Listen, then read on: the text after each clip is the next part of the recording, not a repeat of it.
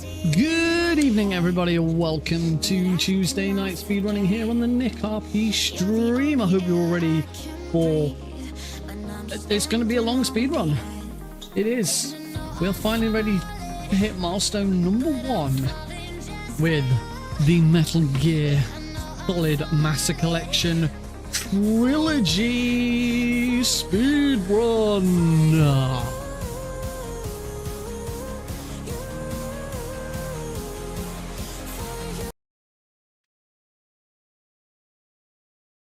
Hey everybody, I forgot to change something back. Scene transition. Let's change that back to main sting, shall we? Alrighty. So I'm almost ready to go. Welcome everyone, by the way. Hope you're all doing well. Hope you're all looking forward to an exciting stream where we do something much bigger than normal. I'm nearly ready to go. There's just I've just got a couple of other bits. As you can probably imagine, trying to run 3 games back to back is can be a little taxing. Big problem I've got at the moment is there's no way of I've got no way of muting the audio from Metal Gear Solid 2. Even on Metal Gear. So throughout the, I maybe this wasn't a problem with the PC version because the original PC version had easily accessible sound options. The Metal Gear Solid 2, if you remember, Metal Gear Solid they added extra options to Metal Gear Solid 2 and 3. Metal Gear Solid 3 is accessible from the main menu, but Metal Gear Solid 2 you have to be in game for it. You guys won't be able to hear it. That won't be an issue, but I'll be able to hear it and it'll be a bit annoying. There's nothing I can do to change it. The only thing I could do is mute it in my sound mixer on my computer, and just make sure that I change that before we unmute it before we go live. I probably am going to do that because otherwise it's gonna be really irritating. Metal Gear Solid 3 is not a problem. I don't even need to mute the audio in Metal Gear Solid 3 because there is no audio during the main menu. So I just leave the menu open and that's fine. So let me go ahead and mute that. That gets at least gets one set of audio out of my ears. Metal Gear Solid 3 is about ready. And of course Metal Gear Solid 1 is fine. We can have that exactly as it is. I say hopefully everything is all set up. Although I don't mind taking a few minutes, give people a chance to sort of jump in or they see the start. We do have couple new changes. Again, this is done now. So I'm just gonna open up my drink. We are now done with the StreamerBot takeover.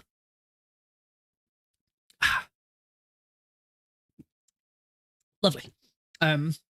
Yes, the StreamerBot takeover is now complete.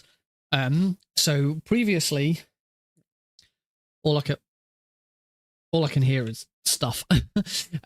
So previously, I'd been using Lumia Stream for all of my stuff. I swapped over to StreamerBot, and I've slowly been transferring bits.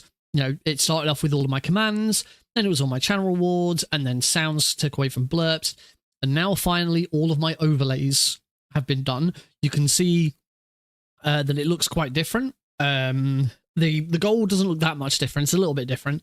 All these stats are a little bit different. The Twitch follower and Twitch subs comes from StreamerBot without any issue. YouTube subscribers, there is no way of actually getting YouTube subscribers. I don't know how Lumia Stream did it. So the reason why the number on there is different, it's a different font, is because it's actually a browser source grabbing my live subscriber count from the website, and then I've just edited the CSS to hide the whole of the website, change the font, and get as close as I possibly can. So yeah, that's why it looks a bit odd, but hopefully that's something that will change eventually, and there must be some sort of access for it because Lumia Stream could grab that information. I don't know why StreamerBot can't. StreamerBot probably can if you do like some C# code and stuff like that, and sort of manually arrange it all, but we'll sort it. Some other new things. You may notice that the events have now changed. So previously we had like the four little bars, which had like latest follower, latest raid, latest cheer, and latest subscriber. Those were all for Twitch only. They didn't cover YouTube. And also, for the last like week or so, they haven't been updating. Someone mentioned it on a stream last week and was like, that hasn't changed. Hey, Sergeant Eagle, you should be set up. We'll soon find out. Someone noticed that it hadn't updated. I was like, oh yeah, so it hasn't. Just one more thing that Lumia Stream can't get right. So it's now been changed, and as you can see, it's now been changed to a single event. It will just show the latest event, and that covers everything. That will update to show if it, the last YouTube subscriber, super chat, super sticker. I think that's it for YouTube, and then Twitch follower, Twitch raid, Twitch sub, Twitch gift sub, Twitch resub. The last person to make themselves a VIP. But yeah, it's whatever the most recent event was, it will go up on there. We'll see how we get on with it. I've been tempted to do two, because there is space. You can see that it's quite big now. The old one was really small, like you couldn't read anything on it. So I'm hoping that this works out quite nicely. The background color will change red if it's a YouTube effect. And it is extremely subtle. You may be able to notice that it is still animated. That C, that purple C in the background is moving, but it is really, really slow. I didn't want it to be really fast because it would be really distracting, but it is very, very slowly adjusting over time. So yeah, enjoy a really, really nice purple pixel C. I hope you do enjoy it. What else is new? All of the sound alerts are done. I think I added a couple of new ones. I've already got a couple of ideas for some other new ones. Sergeant Deagle made themselves a VIP at the end of last week. That is now all set up. Sergeant sent me their sound. Admittedly, that sound got added to the correct folder as the countdown timer was going into the stream. Luckily, I'd already preset everything. It was already preset up. In fact, actually, it's preset up ready for anyone. Like, I barely have to do anything. All I have to... Actually, once someone becomes a VIP, all I need is their file. I need to put that file in a specific folder on my computer, and I need to name the file the same as their Twitch username, and that's it. I am set up to do that for any VIP or moderator going forwards. So that is with that's the walk on command. You can use it's all commands are always exclamation mark. But you can say exclamation mark WO. You can say walk on. You can say entrance. You can say VIP. All of those things work. There's a couple of others. I've got StreamerBot open. What was the list? The list of possible commands to do your entrance are, as they all start with exclamation mark. Sunglasses? Hey, there we go. Oh, you'd point a weapon at your own brother?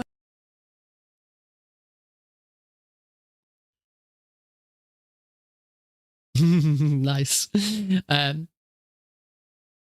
Yep, that certainly does work. Yes, exclamation mark, hi, VIP, WO, entrance, walk on, and walk on with no space. So whether you put walk on with or without a space, it'll work.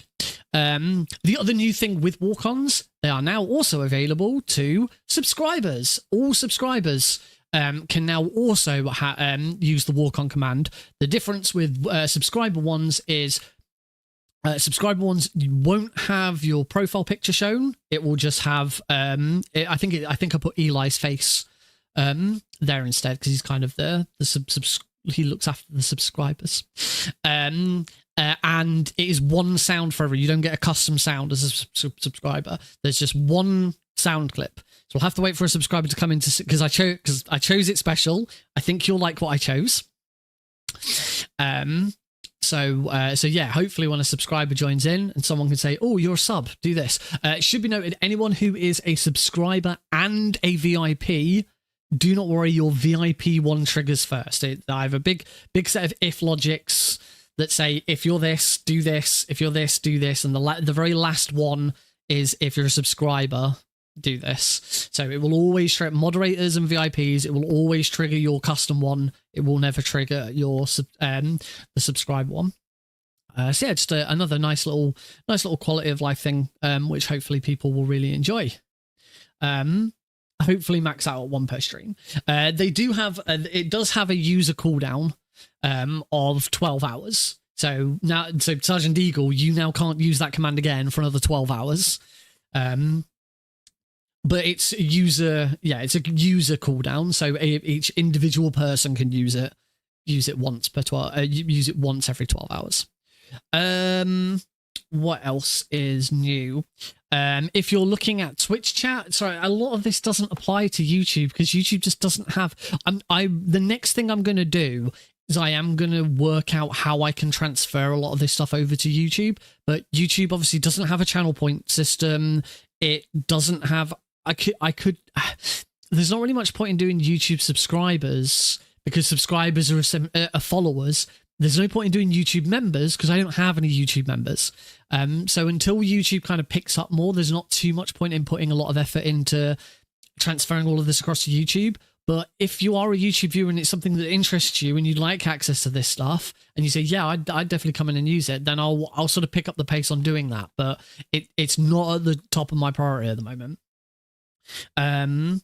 But if you are on Twitch, you may notice in the chat that if you're a subscriber, your subscriber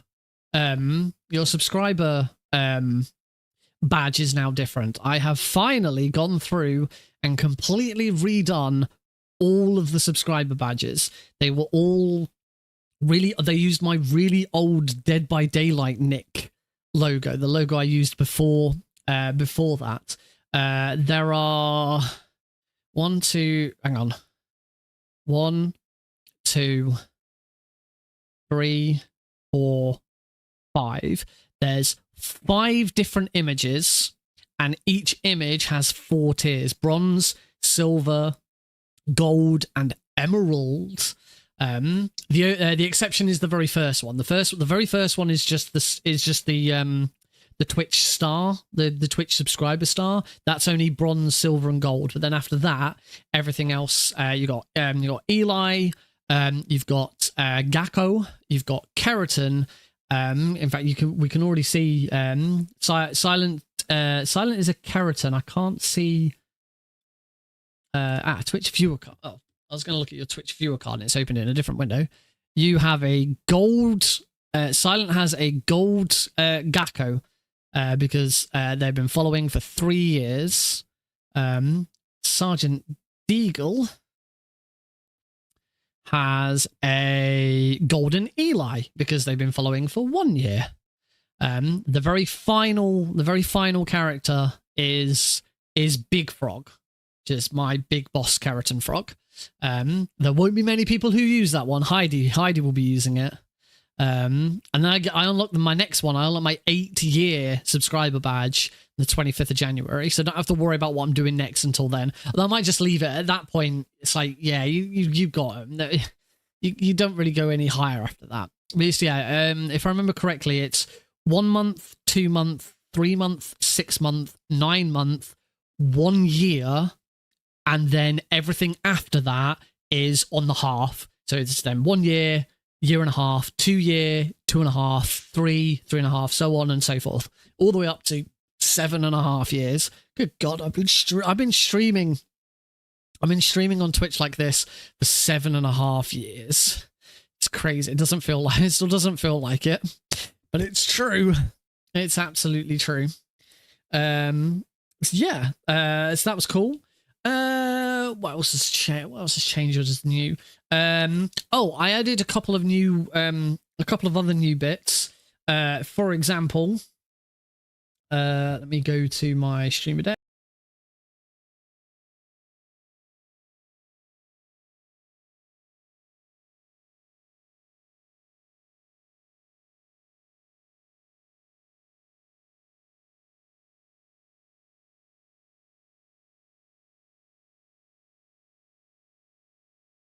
And of course, you didn't hear any of that because I was muted. Yes. Now, whenever I am muted, that mic will flash. So if you ever see that flashing, if I ever see that flashing, I know that my mic is muted. But most important, that will automatically show up now. If anyone uses the channel reward to mute my mic for 60 seconds.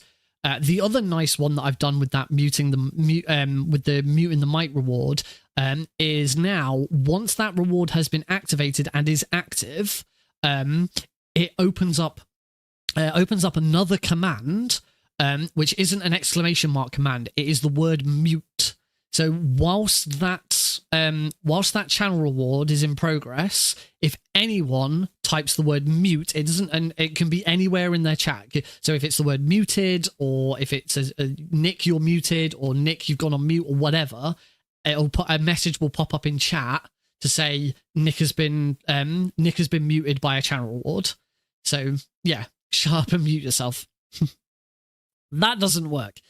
Yes, so that command, so anyone who says mute, it will now tail it because we've already seen the last couple of times where that channel point reward has been used. Immediately, I get people in chat saying, "Nick, you're on mute. We can't hear you." It's like, yes, I know you're not supposed to be, and I said before I didn't want the alert that comes up to stay up for the whole 60 seconds because it covers up the chat. It's quite intrusive. And also another alert comes up afterwards to say that it's over. And if I kept it up, then you'd see it shift. You'd see all of it change. And I don't want that because it's all the same alert. Every time that bar comes up from the bottom with something, it's all of the same sources. It's the same thing. It's just StreamerBot changes the sources. It changes the picture, it changes the background, it changes the text. I really wish I'd been using StreamerBot so long ago. I say that it's only in the last year or so that StreamerBot's really taken off and gotten a lot better, gotten a lot more user friendly. I really do feel like I've jumped on this at the right time actually. There's so much stuff out there. And then I think apart from the big corny, I'm just going to open up my StreamerBot actions list. My actions list is freaking huge now. Oh, Spotify. You may have seen during the intro that we have a new Spotify overlay. I will briefly play some Spotify and you can have a look at it. Well, I hit play and Spotify didn't stop. Oh no, Spotify is playing. I can't hear it because I've muted my headset because all I can hear is Metal Gear Solid 1. Yeah, if I just very briefly head to be right back. We will be right back. Don't worry.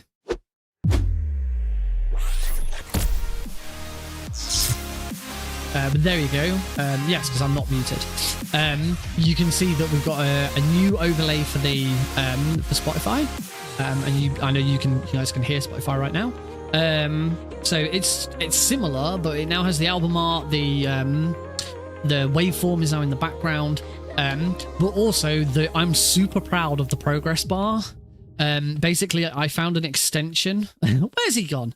I found an extension that someone had made on StreamerBot to import Spotify information, and 2 bits of Spotify information that were in there were the length of the current track and the current progress of the track. So with some simple, it's that progress bar is incredibly simple. It's it being too choppy is just down to that Spotify. That's not anything to do with if you've got Spotify, if you've got Spotify and you play a song, that's exactly how it appears on Spotify. Spotify doesn't do a nice smooth number change. It's every second or whatever it is, it increases. So unless Spotify changes, it can't do anything about that. Yeah, all that progress bar is. Can you read the total and current time? Yeah, that's it. But the current time doesn't update. It's not constantly ticking. It updates every second. I think it is. So yeah, you can't have it constantly changing. It only updates every second to say what the current time is. In fact, I think it's just, I do know that I know that 1 second is 1 second. There's no other way of doing it because I can't tap into there's no other numbers.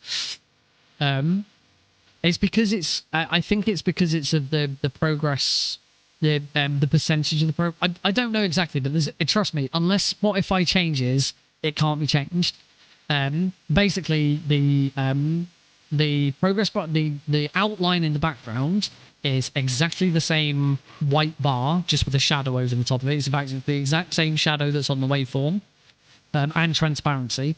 And then the white bar that's increasing, that is a solid white bar that covers the whole space, cropped down, and just using some simple maths on the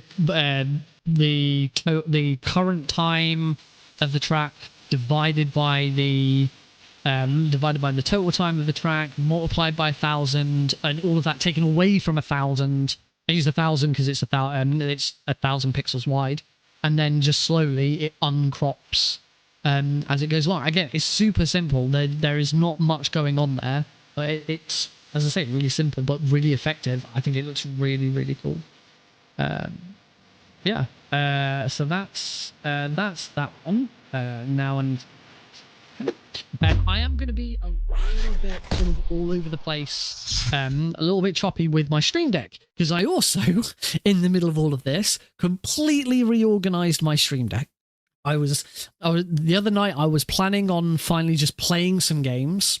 I just wanted to play some ARAM, some TFT, and then I saw a video on YouTube that was entitled "This Stream Deck layout will massively increase your productivity" or whatever. So I thought I'll give it a go, and then I was like 2 minutes into it, saw exactly where it was going. I was like, "Yep, I'm doing that." Completely redid my Stream Deck. It used to just be very random with a couple of folders. Now, info for you. On transition, your mic volume changes to a lower value and then comes back. Yes, because of the way. Yeah, that would be because of the way that OBS handles audio swapping between scenes. You can turn it off so it doesn't do that, but then stuff like Spotify and other music wouldn't go down and up at the right way. I very rarely talk in the middle of a transition anyway, so it shouldn't be too much of a problem. Yeah, I know, but I very rarely do it. Yeah, so completely redid my stream. So instead of just having some random buttons and then having to go in and out of folders, I have what's called a hotbar. So I have a 15 key Stream Deck. I think the wire's not quite long. There we go. There's my Stream Deck. I have a 15 key Stream Deck. And the way I now sorry, this is awkward to try and angle correctly. Where am I going wrong here? There we go. So the way I have it arranged now. Oh my god, I cannot for the life of me figure out where I'm supposed to hold. There we go. So now the two rows at the bottom are all of my actions, and the row across the top is my hotbar.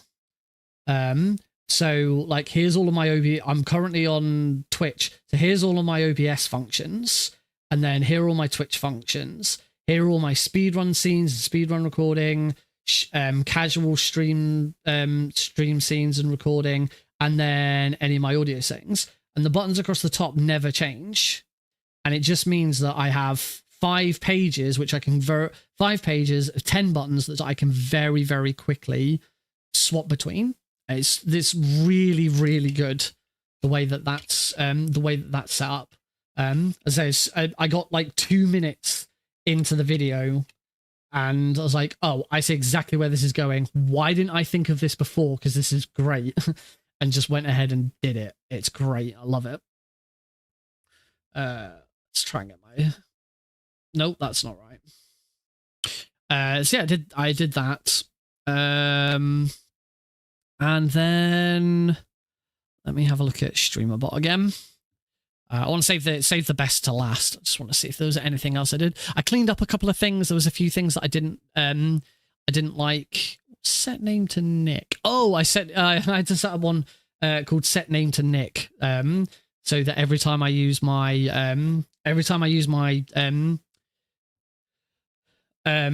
screenshot or clip button on my stream deck, it still pops up on the alert, but it doesn't say percentage user anymore. It says Nick, which was useful. There's been a couple of other sort of minor changes to things just to sort of smooth things out. No other chat commands. Codec call didn't change any further. No, I think everything else. Was already done. And say I cleaned up a couple of things that I needed to change. There's still some sounds that haven't been used yet, so I look forward to seeing those. But the really cool one, the one that I was planning on doing like the overlays and stuff, and then I saw this quick tutorial on how to make a bot mascot, and it looked super simple, and I was like, okay, screw everything else, I'm doing this. And so I did it. I'd rather someone else try and trigger it first though. This is one channel reward that also triggers on cheers over 4,000. But basically it is a little bot mascot which will read out a message. So you I suppose I should probably turn my sound up in case it does get triggered. But yeah, it's you give it a message, it'll pop up on the screen, it'll read the message to me, and then I can respond to it, whatever from there. I might try and like incorporate into some of the other rewards where I have a bot saying stuff, but I don't know yet. I don't want to overload, we've got the alert that comes up here, and then there'll be that as well. Someone do it. I don't think it was too expensive. But yeah, as I say, it is a channel reward as well as it triggers on bits over. I can't remember if I also did it for super chats. I don't think I did, but I should be able to set it so that it triggers on super chats over it'd be super chats over £4 because that's 4,000 bits is what I've set on Twitch. So yeah, if no one's gonna trigger it now, then we will wait. I don't want to trigger it myself because I don't like triggering these things. I like waiting for people to see what's going on.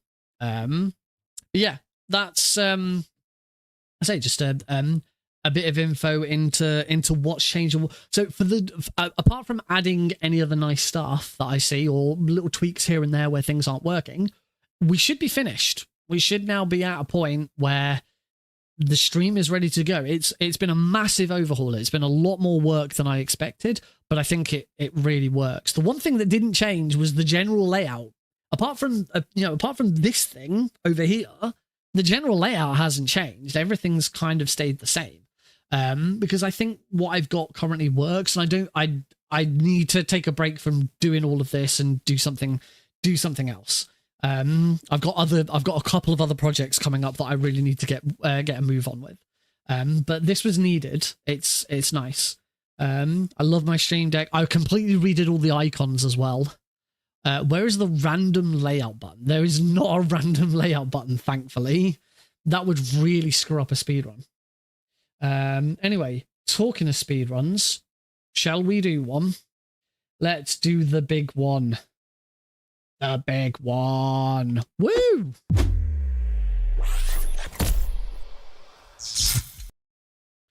Righty ho.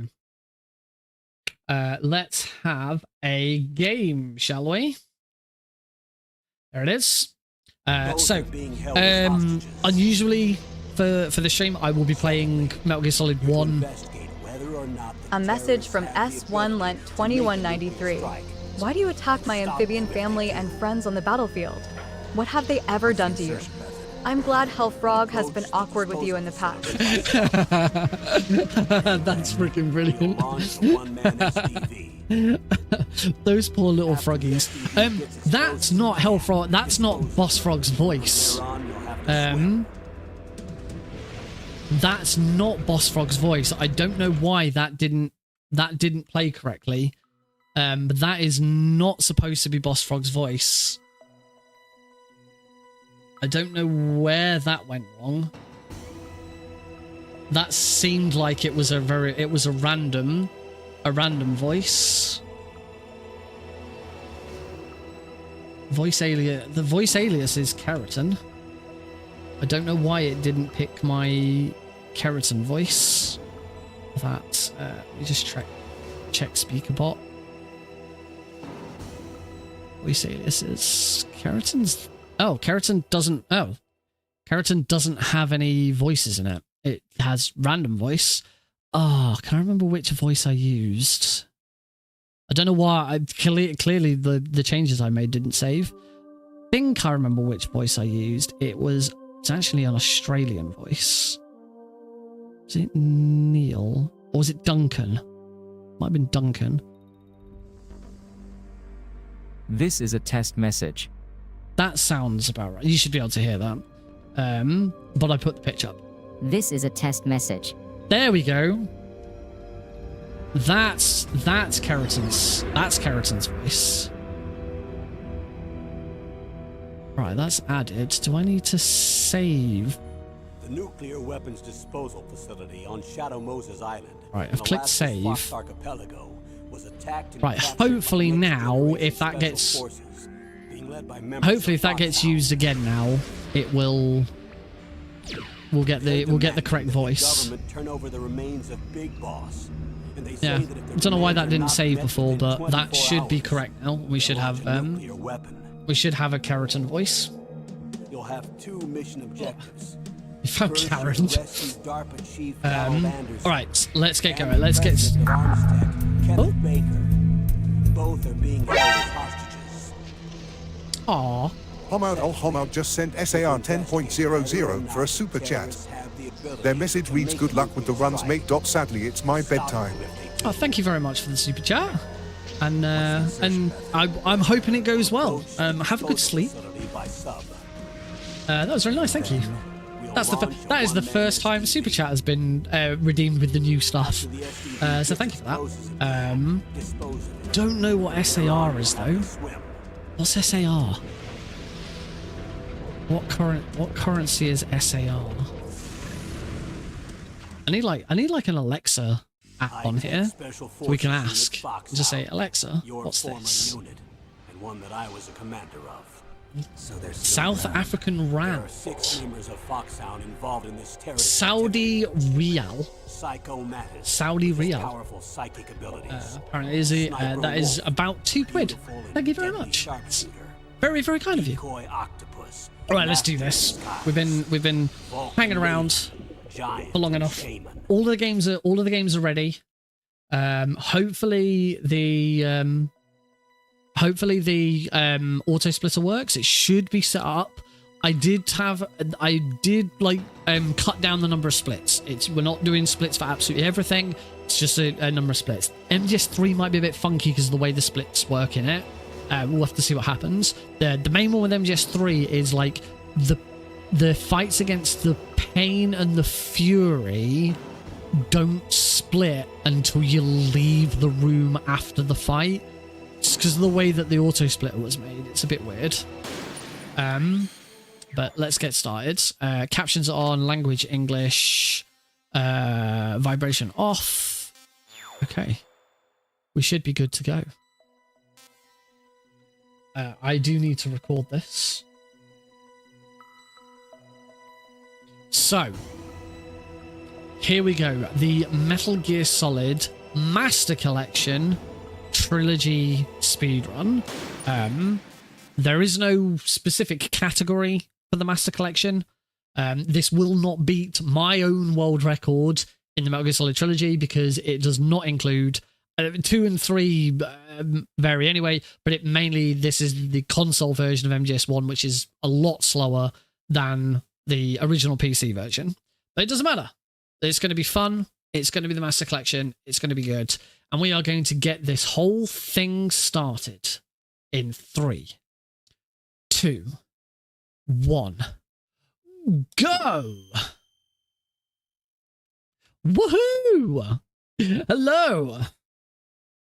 We are off. And of course, we kickstart with not a lot. There we go. We got there eventually. See you. Woohoo! It is going to be a long run, folks. 3 games back to back. All over, a little over an hour. So I am expecting. I'm expecting this to sort of be around about 3.5 hours, I would think. I don't think you can hear me. There we go. That is alert number 2. I don't have any ASL stuff on here, so I need to keep an eye out. But that is alert number 2. It's just only really alerts that I really desperately need to track. That's alert number 3.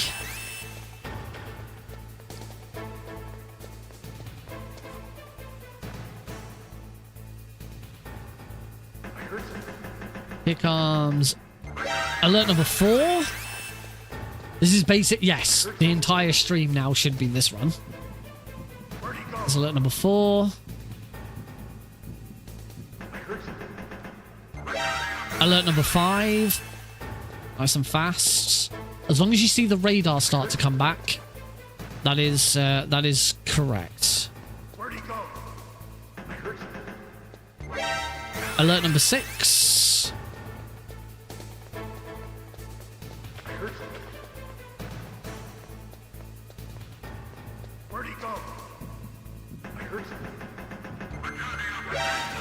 And alert number 7. So that's 7 alerts farmed.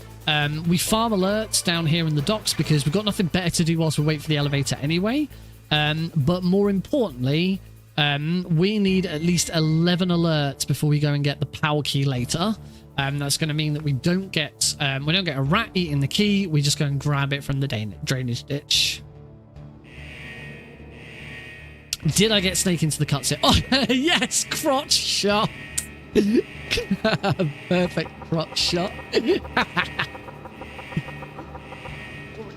So, must remember I'm on 7 alerts. I need 4 more. I believe 3 of them are mandatory.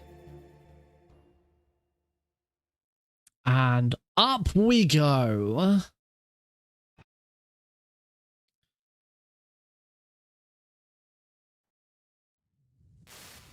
Whip.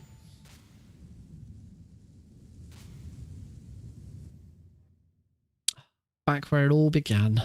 Except it didn't all begin here because it all began 2 games ago with Metal Gear.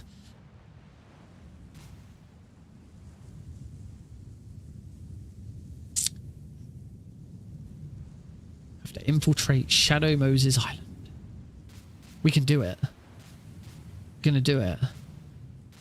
We're gonna infiltrate. Ooh. A little too far over there. Grab some chaff grenades. This is the very easy. Every game I'm doing this is being run on very easy difficulty. Okay, there's 8 alerts. Yeah, on the very easy difficulty. On Metal Gear Solid 1, very easy, which is exclusive to the integral version of the game. It gives you the MP5. This is a silenced submachine gun, which has infinite ammo. You get it from the very start of the game, and it replaces the FAMAS. It is one of only 2 major changes to the very easy category. The other one being there is no score screen. There's no rank at the end of a very easy run. As a result, for the speed run, and this is another reason why Metal Gear Solid 1 very easy is the fastest version to run in a multiple Metal Gear 1, the timer ends when the escape chase with Liquid ends. The moment you have the game control taken away from you, we don't have to watch the credits. We will have to watch the credits for MGS 2 and 3 though. That doesn't change. Some things never change.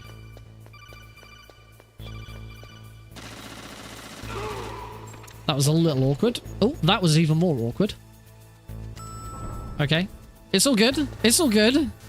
We can keep going. We're gonna have to. There's no resets. There's no resets in this run. I cannot afford to make a mess of this. Not like last time. We're now going to skip about 2/3 of the game with the vent glitch. We go out of bounds, run around the outside of this room, up towards the prison area, and through the back of the door, and we are in. There we go. We are now in prison. Say we have skipped. A message from Cosmic_Varanid. There are no continues, my friend. There are no continues, my friend. Thanks, Froggy. And the voice worked this time. Yay! Yay! Best part about all of this is because of the way I'm now doing all of my recording. If anyone's watching the YouTube VOD of this, they won't know what the hell just happened. Because it doesn't show up on there. Right, we're going to hide under here whilst Johnny runs off to the bathroom.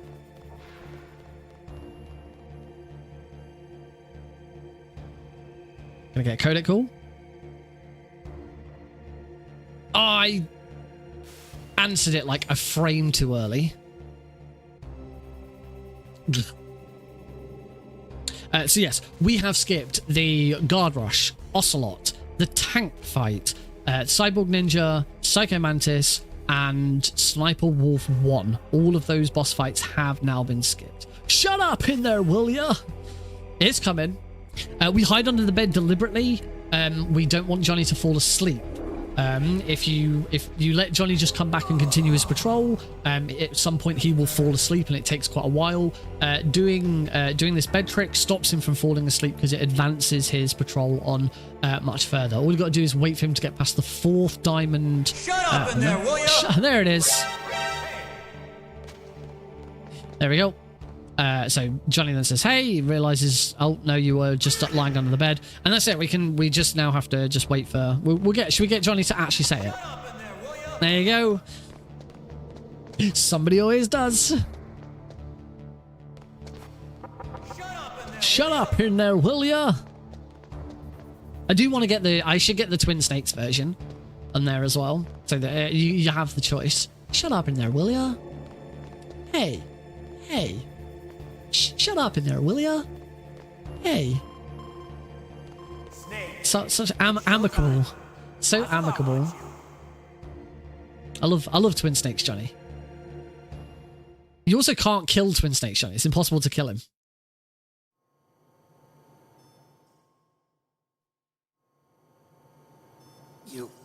Of course, we kill Meryl. This speedrun after all. We're not gonna do anything that's gonna take too long. How's the training going? This ain't training. This is not training, my friend. This is the real deal now. We're on to, well, I say real deal. This is milestone 1. For those who don't know, this is part of my road to the Metal Gear Solid Master Collection Pentalogy Speedrun. The Master Collection Pentalogy run, to give it its shorthand name. This is where I am relearning, derusting all 5 main games in the Metal Gear Solid Master Collection. So we're not doing Metal Gear NES, we're not doing Snake's Revenge. Just the first 5. So Metal Gear 2 Solid Snake, Metal Gear Solid, which is what you're seeing right now, Metal Gear Solid 2 Sons of Liberty, and Metal Gear Solid 3 Snake Eater. I'm derusting all of them, and then by the end of the series, once all 5 games are up to scratch, I will be doing a special bonus stream where I do the run. All 5 games, one after the other, back to back, attempting to beat the world record of just under 5 hours. Is the current world record for that run. And that is a specific run.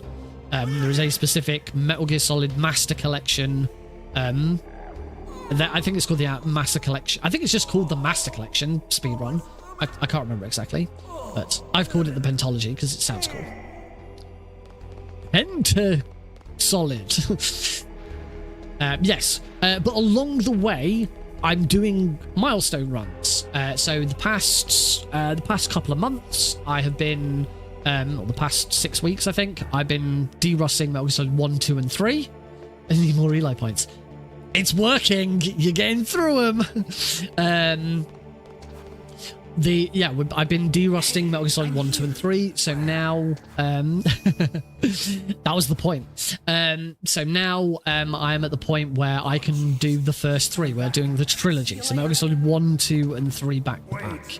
As I say, it's a little bit of a milestone, because it's good to sort of check on progress and have little bits of practice. Also, I think this would be a really good video to sort of show off. And I might use it as I am intending to use this as a submission for really longathon, really longathon, which I've not submitted to before, which is a speedrun marathon all about really long runs, and they do accept multiple game runs.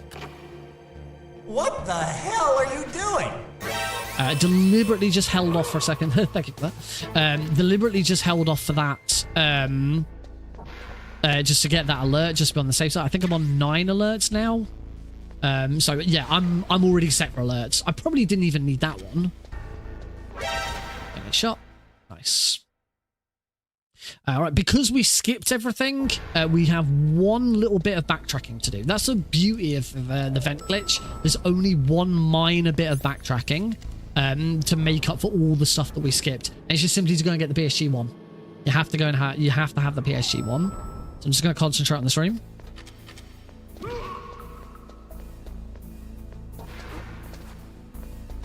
Luckily, this room doesn't need to be done particularly quickly. Not for the strat that I use. There is a faster strat, but I'm not using it because it's not as safe. I had to wait for that guard, and we're done. Now we'll go through the door. And that's it. Well, our one little bit of backtracking for stuff that we didn't have is complete. We can move on. It's beautiful. The vent glitch is quite an incredible. I think it's because it's been around for so long. I mean, this was found like years and years before Metal Gear Solid really sort of took off as a speedrun. But I think people sort of underestimate just how perfect the vent glitch is and how that skip works. Like, there are so many factors at play that could have stopped that from working. The fact that the very next thing that happens is Otacon gives you the level 6 key card is beautiful. If that cutscene didn't occur and Otacon didn't give you that card there and then, that skip would not work. It just wouldn't be viable. And as I say, everything with that skip just works perfectly. It's brilliant. Skip through all of this dialogue. I'm going to go for a little bit of a run. We want to grab a couple of items whilst we're in here. We've got to wait for these guards anyway to move out of the way. So we'll grab these chaff grenades. Then we're going to run past this guard here. He's going to move, grab these grenades. And now I want to flip this guard. There we go. Oh, and it's also really easy once you know what you're doing with it. Yeah, we first tried sort of learning it, the sort of the timing of when you let go of this and push that, and it's a little awkward. Once you got it down, it's absolutely fine. It's not difficult at all. Grab some stun grenades. You don't have to grab those stun grenades, but it's very, very handy to do so. Gives you a lot more time, especially if the boba skip goes like really wrong. Yeah, it is, as I say, and it didn't really require much work to do. As you know, as I say, as soon as you realize that all you need to do is grab the PSG1 and the rest of it works, it's really good. I'm gonna play this safe, and I am gonna swap to the scarf. Because I tend to be terrible at not getting hit by the wolves. A wolf came through the hole. That scared the shit out of me. I was not expecting that. Quick, someone type !clip. We can skip back to the level 6 guard now. Yeah, I was not expecting that. That was that genuinely shit me up. That was the other use of the vent glitch in this run, just so you don't have to crawl underneath the underneath the rocks. It just works. It's really good. As you see, as you sort of get around to the other sides, it doesn't sort of load properly. Thank you, Silent. Ooh. Don't know why that... Oh, I know why.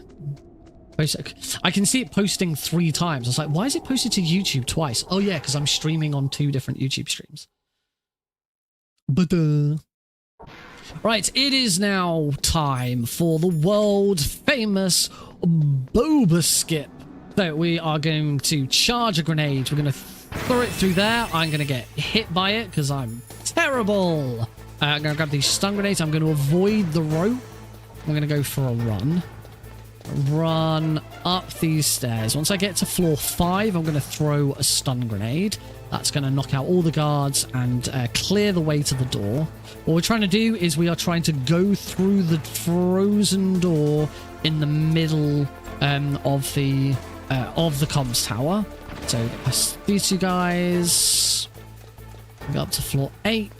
We're going to go up against the door. We're going to try and get Snake's hitbox to push backwards through the door. There we go. First try. I am living the best life ever because I beat the video game. I am living the best life ever because I am out of the stairwell of shame. I am the best at video games. It's practically speedrunning law that if you do the boba skip first try, you have to sing it as best you can at the top of your voice. Hope I didn't wake the baby. Beautiful. You love it when a plan comes together. All right, from what we straight on to the next glitch. We're now going to do the weapon glitch. We are going to trick the game into deleting the stinger from my inventory. So Snake's going to go, damn. I'm going to run back up, start running back up. I'm going to chuck a grenade. I'm going to swap to my chaff grenades. I'm going to swap to my rations. I'm going to mash a load of buttons. And then hopefully when I get up, yay! Perfect. First try. I've managed to trick the game into thinking that I have the stinger equipped, but it feels like it's a chaff grenade. I am going to throw that chaff grenade. I think I might have charged this too late. I don't know. No, that's fine. There we go.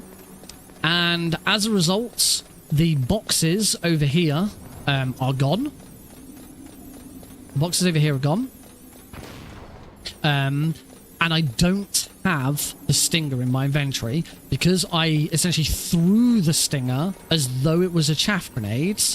I think I've got my rations out. Should probably just have used a ration there actually. Because I threw the stinger because the game thought it was a chaff grenade I was throwing. It meant that the stinger was deleted from my inventory. So I'm going all the way up to the very top of this room because when I then re-enter, the game is going to think that I don't have the stinger in my inventory.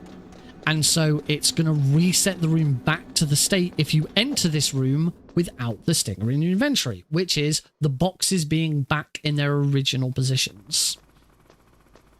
But because we're on the wrong side of the boxes, we can get on top of them and completely skip the high-and-D fight.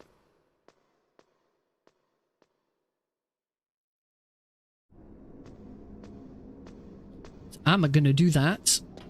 And now I'm going to swap to my grenades. So I do need to be throwing some grenades down some stairs.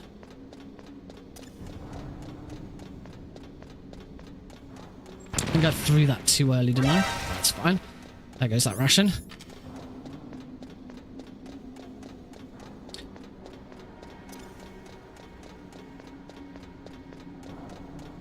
That's better. Yep, that was all 3. Yeah, you got to throw it as Snake's stepping onto the first step. So charge here and then throw now. That should destroy. Yeah, that's much better. One more camera. Cook. Throw. Excellent. Stop shaft grenades. To the edge here. And step down. Oh. It's very specific. There we go. There we go. Done. And with that, we have skipped the hindy fight. We've skipped the elevator fight. Whoops. And we can head straight out to face Sniper Wolf. So we can get the lean. Yay, you got the lean. We very quickly lean in and out of the trigger so Snake doesn't get shot. Slightly speeds things up.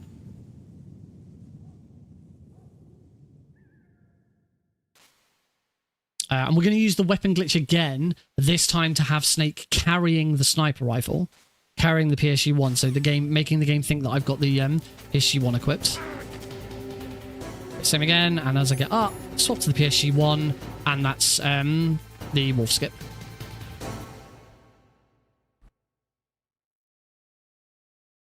That was nice.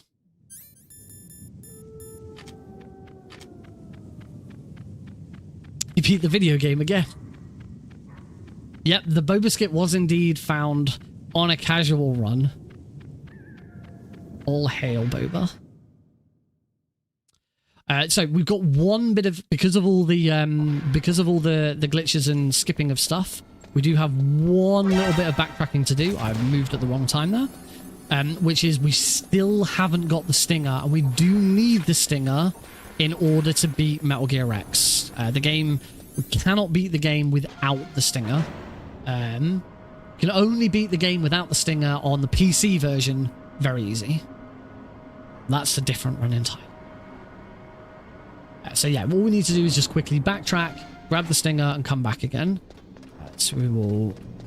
Here, I'm going to grab another pack of grenades from here. Hop outside. Go and grab the stinger.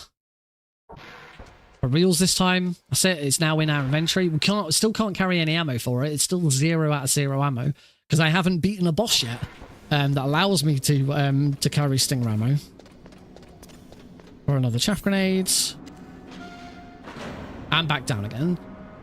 So because the story flags all moved past the 4 horsemen fight, we don't have to do the 4 horsemen fight as well. But that's kind of it for glitches like that. There aren't really any other glitches. There's kind of one in the blast furnace, but it's not really a glitch. But now we are going to head towards blast furnace.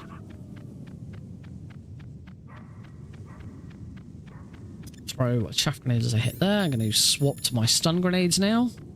It's the very next thing I'm going to need. And head down into disc 2.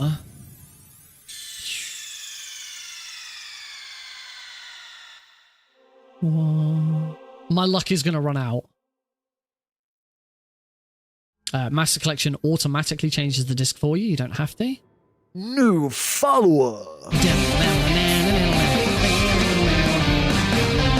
Ahmed Turk, thank you very much for the follow.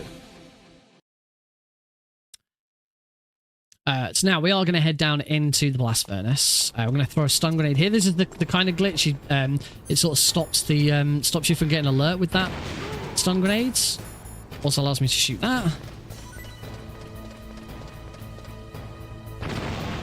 I got it. Sweet. Give that grenade to destroy the cranes. We can get straight across. And then I'm going to throw one more grenade in here, which is here. Throw it now. That will hit that guy. Get him out of my way. Into here.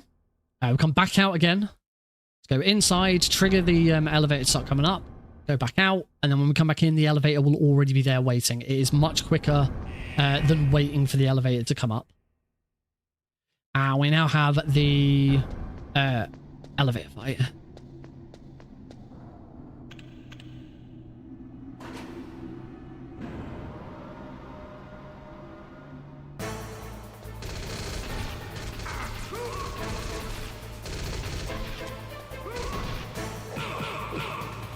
not too bad. I did get shot, but that was pretty good. I'll take that.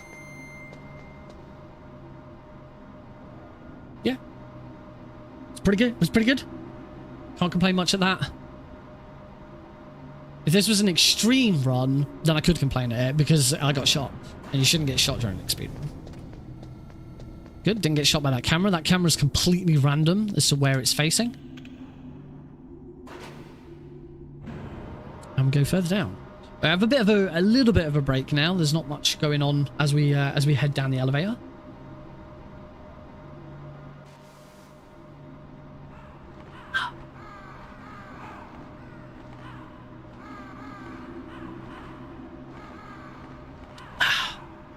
Lovely.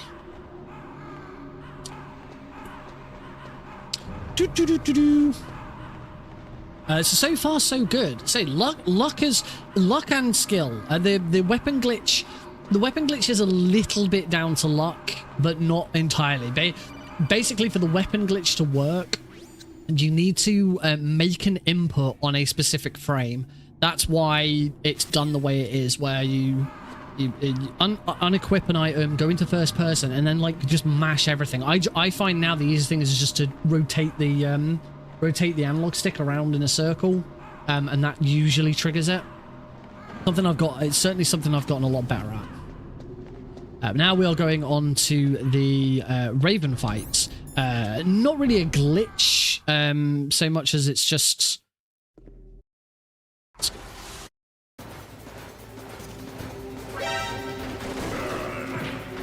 Yeah, this isn't a glitch, more just a trick and a strat.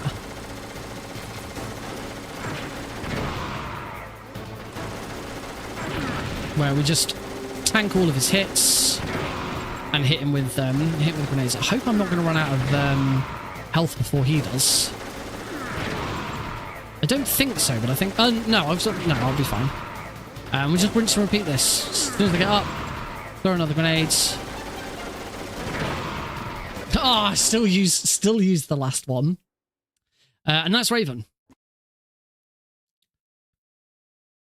So it's a little bit awkward with Raven that like the second grenade. Actually, because there's a codec call coming up.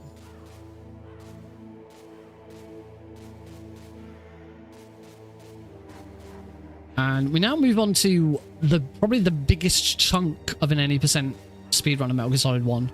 The power key sequence.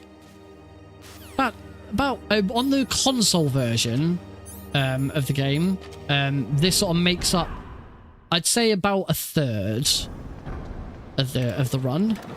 If you were playing the PC version, it makes up about 2/3 of the run, because the PC version is a lot faster. But the PC version can't. The PC version power sequence is exactly the same as the console version. There's no... The only difference is loading times. PC version loads slightly faster. The journey on the PC version is a lot faster. You don't have to do weapon glitch. There's no backtracking.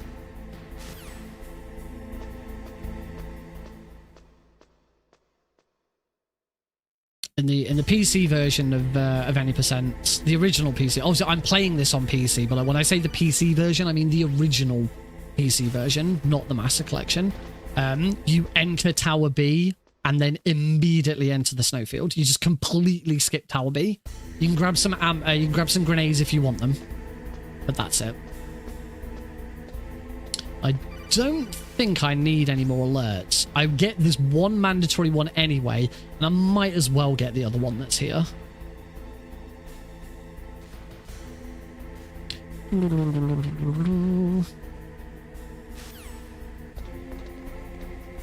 Yeah, we are on the slog.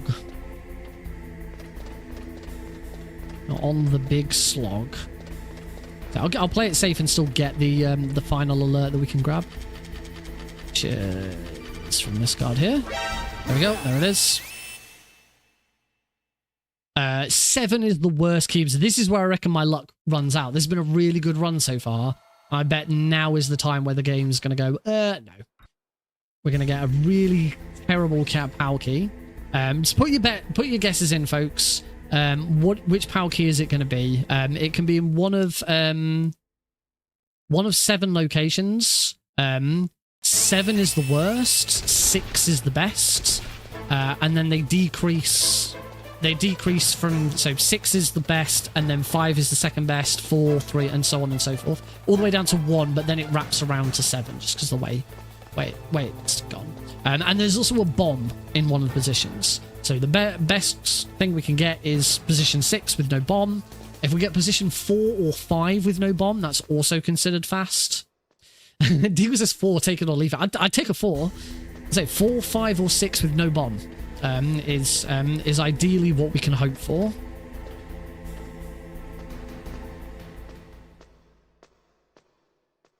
Should have moved that. I should move that. Should move that. That split one more. It says PAL key 4.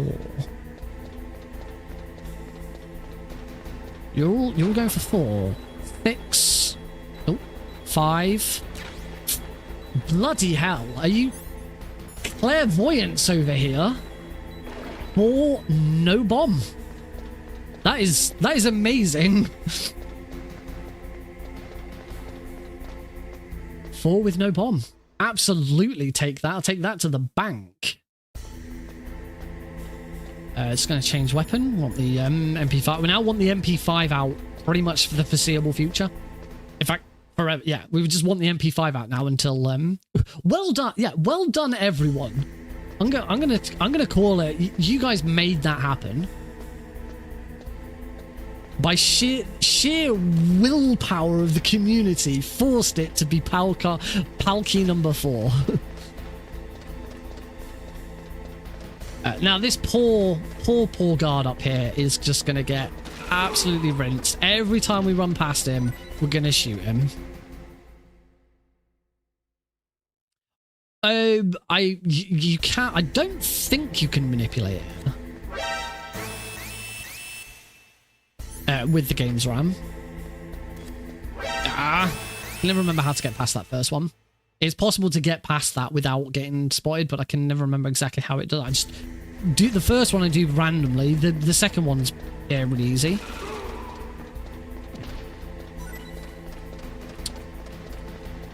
Yeah, I'm not sure. There must be there must be some way of reading it in RAM.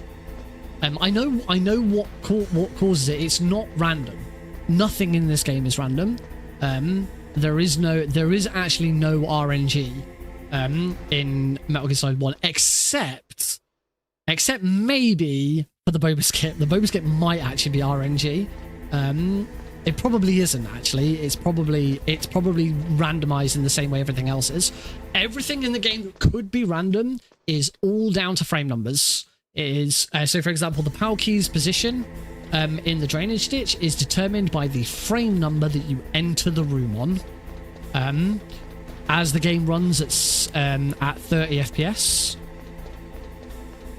Yeah, that's correct. No, 60. No, is it 60? 30 or 60 for this? Can't bloody remember. I'm pretty sure it's 30. As the game runs at 30 FPS, a human being cannot possibly manipulate it.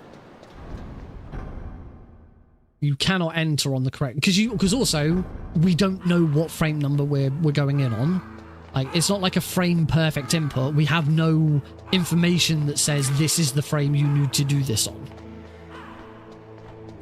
Same goes for elevators. If you get a fast elevator, it's all down to the key,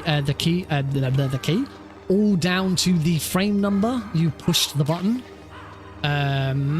Presumably Snake's knockback animation that triggers the Boba Skip. Presumably that is down to the frame number that you get hit on. I'm trying to think of anything else that's random in the game. I can't think of anything else off the top of my head. I mean, to trigger the Boba Skip, it is just angle and timing. Yeah, it is pretty much a 50, as far as we're aware, a 50-50 chance. No, tank movement can be completely manipulated. If you know what you're doing. In fact, we do. That's how we beat the tank. We manipulate its movements. Force it to go where we want it to go.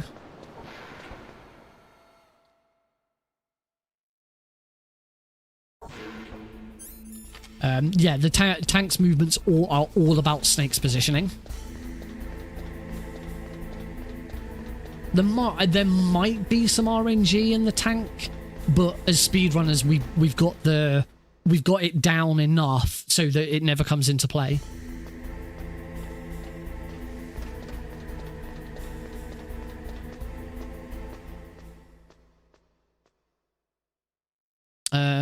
There might be there's Psycho Mantis's movements, Cyborg Ninja's movements. Yeah, I'm trying to go into all bosses now. Wolf's movements. They all seem random, but they'll all be down to frame numbers. And that is, to be honest, that is still random. It's very, very difficult for a computer, particularly a PlayStation 1, to create true randomness. It's not really something that actually exists. There you go. Beating the second camera so you don't get spotted is easy. You just go left. Don't do anything else. I'm pretty sure you do the same for the first one, but you can't just go left. And I think you have to wait for a second. I never know. Right, so that is cold power key done. We now need to go to heat the key. We just have to go all the way back to the blast furnace. All the way back to the blast furnace.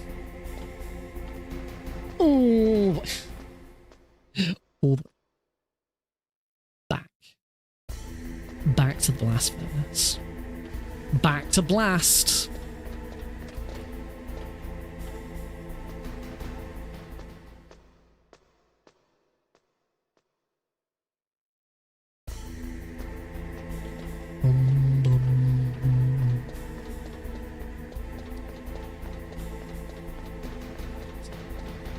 I mean, now's a good time to take any questions. Anyone got any questions? Any questions, anybody? Now is a good time for it. We are pretty much on autopilot, just running. What is 2 plus 2? Well, I mean, it depends how you define 2. At its lowest amount, 2 plus 2 could be 3. At its highest amount, 2 plus 2 could be 5. It depends how you're exactly defining 2. I think the answer you're looking for is 4, but it could be anywhere between 3 and 5. Seeing the fallout on the internet, what are your thoughts? I thought when you said seeing the fallout on the internet, I thought that was just a really fancy way of you saying you're watching the Fallout series. I am seeing the fallout on the internet. I also thought that because I am also seeing the fallout on the internet. I'm currently 2 episodes into to Fallout, really enjoying it so far. I love the attention to detail. Prime is very good. Prime was very good at it with Halo as well. Attention to detail and making it feel like the games is really good. It's just with Prime they just couldn't put a helmet on Master Chief. That's the big problem they had there.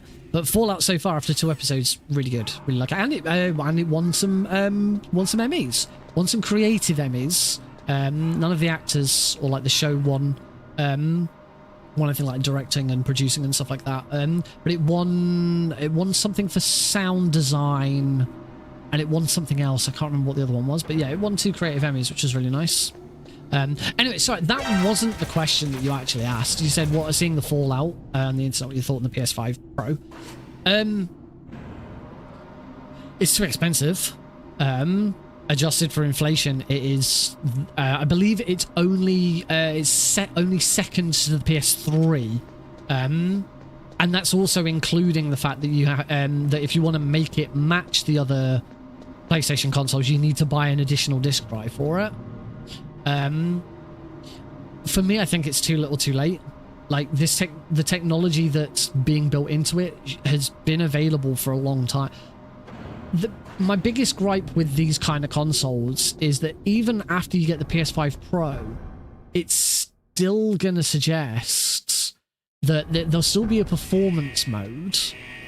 It'll still be, you have to choose between 60 FPS and 4K and what, and it's like you can get it. You can. It's already been proven you can build a decent. I think it was PC Gamer did it. They tried to match the specs of the PS5 Pro as closely as they could to build a PC instead with the same specs, and I think it was just under £100 more expensive to build the PC. The thing is PlayStation 5, a PS5 Pro is a PS5 Pro. It plays PS5 games. A PC, well, PC does infinitely more stuff. And so many, certainly first-party PS5 games are all coming to PC anyway. I've played Spider-Man. I've not finished, but I've played. Should be moving. I've played Spider-Man Miles Morales. I've got Horizon Zero Dawn, but I haven't started playing it. I haven't got God of War Ragnarok. No, Ragnarok's not on PC yet, but God of War, the God of War reboot one is. I'm assuming Astrobot will eventually make its way over. I'd like to play that because that's done really well. It looks fantastic. And as has been pointed out on the internet, the theme tune to Astrobot sounds very similar to Starlight by Muse. Muse is my favorite band. Starlight is one of my favorite tracks, and Starlight is also Alex's song. Whenever Alex is really upset, or if he just won't go down to sleep or whatever, I find my sort of final resort is to sing Starlight to him by Muse, and he calms down because he recognizes it. I've been singing Starlight to him since he was a bump in Heidi's tummy, and he recognizes it and it soothes him. I'm getting emotional. Not really. I am. Oh my god, I freaking nearly cried at Bluey the other day. Oh my god. I feel like such a parent now. I'd heard about this episode. It's the second to last episode of season 3. So, and season 3 is the final season at the moment. I'm assuming they're making more Bluey. But at the moment there's only 3 seasons of Bluey, so it's currently the penultimate episode. And it's 28 minutes long. Bluey episodes are normally 10 to 15 minutes, and this was a big 28-minute episode, and it's all about the moving house, and it was just beautiful the way it was done and the way they came together as a family. And Blue was upset that they were moving, Bingo wasn't, Chili was upset that they were moving, Bandit was, but he was the reason they were moving. And it was just the way it all sort of came about and the sharing of emotions. It was really emotional. It was oh, talking to Bluey.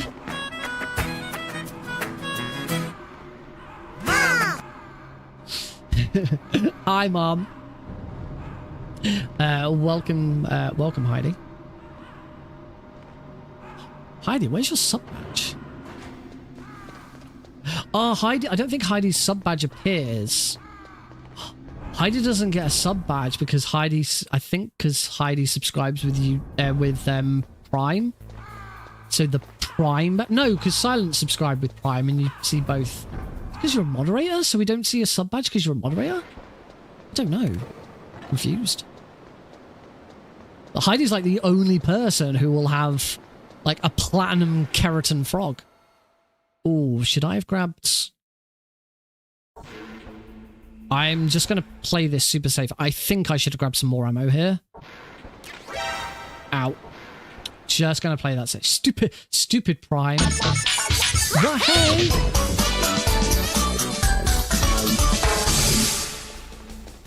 A message from HeidiHehe300, who has now subscribed on Twitch for 75 months.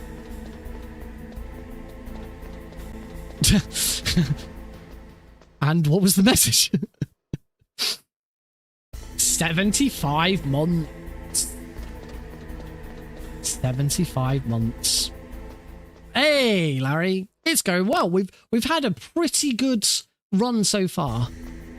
Heidi hee hee. Yep. That's how the bot wants to pronounce it. Heidi hee hee.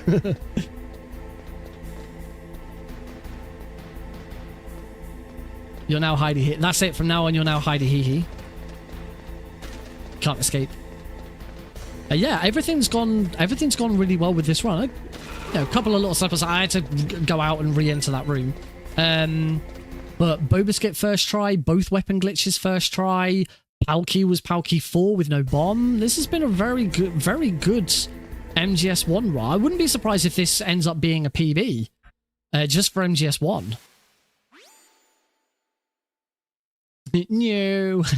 Yeah, that's it. You're now Heidi Hee Hee. Heidi Hee Hee. Oh, that made me chuckle. Oh, sometimes I laugh at myself. Snake, did you like my sunglasses? Right, let's get out of here. I didn't sing it right. Oh. Whoops. Accidentally called again. Didn't sing what right?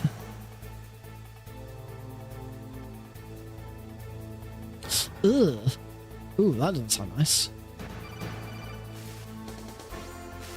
Right, let's go beat Rex. Let's go beat Rex and have a look and see whether or not I needed to go back and get that extra ammo. It's just, I've been in I've done this run where I've completely forgotten and then run out of ammo. Change from my heat. Blah, blah, blah. Those are too many words for me to try and. I think I'm still a bit too far forwards. Let's stand here. Wait for the roar.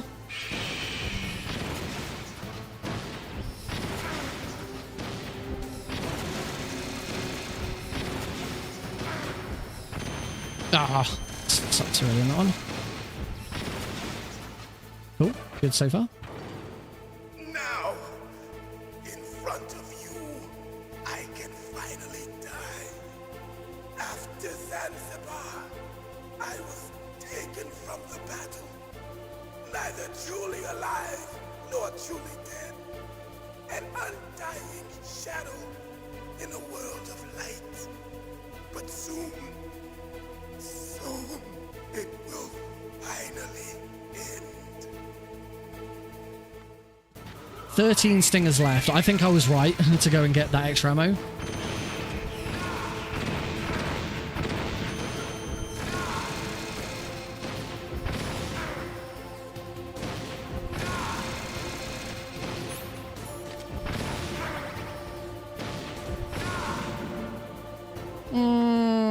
I don't know. Doesn't matter. Maya, Maya. God, that's a blast from the past, isn't it? Change Maya to Heidi and you get this. Oh, Heidi, Heidi, Heidi, ha, Heidi, ha. That's what you were after. Why didn't you just say that? Oh, you did. Jeez. I'm sorry that I'm not on the hot memes of 2024 where Maya he. Exactly. I haven't heard it. Maya he about 10 years old. It doesn't immediately spring to mind. Anyway, let's concentrate on this fight. If you win, you might still save her. Right, come on. Someone do shut up and concentrate. Now is the time for it. Before the end. If you cross this line, you fall. This is the final. As I said, this run has been really good so far, and this is the final hurdle.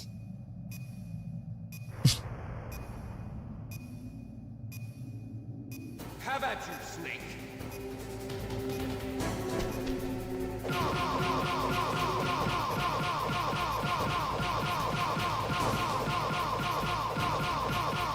Nice shot! Shut up in there, will ya?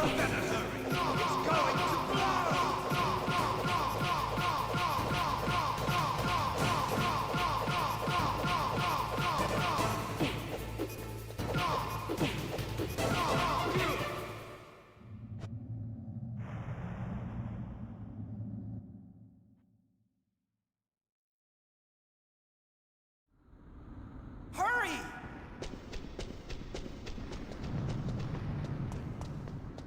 I'll drive. A surveillance camera. Darn, no keys. I got him. Let's go.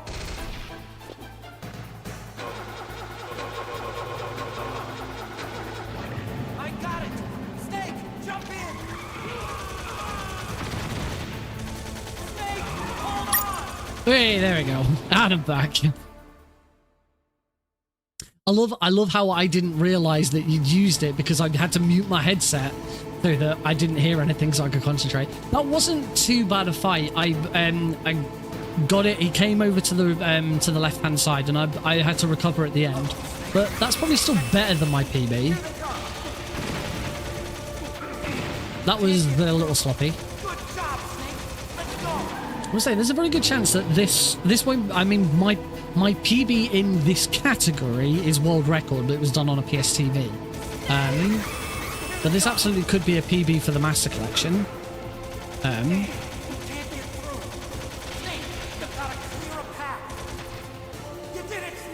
We are almost at the first swap over. Game swap doesn't count for the timing. So it's included as a completely separate category, and we're allowed. I mean, not that this is a real. There is no category for this. For what I'm doing, technically the category is the Metal Gear Solid Trilogy, but you wouldn't do the console version of MGS1 in that category because it's slow. Is that both bonus hits?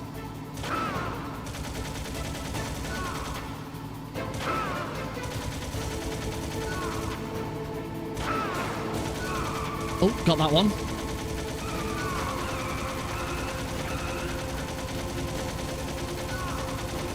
Only one there. That wasn't so good.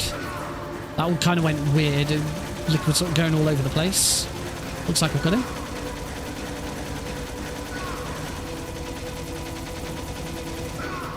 And time for Metal Gear Solid 1 is approaching. There's time. So that is Metal Gear Solid 1 complete. And so I can sort of take my time a little bit here. So we Alt F4 at that. We move over to Metal Gear Solid 2. I go to my volume mixer so that I can turn the game volume back up again. If I can find my... There it is. And game focus.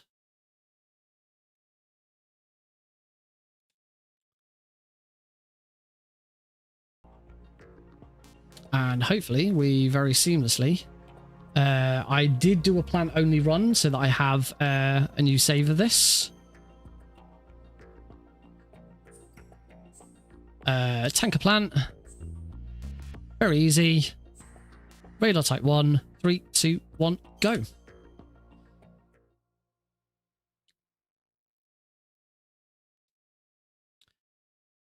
we go. And hopefully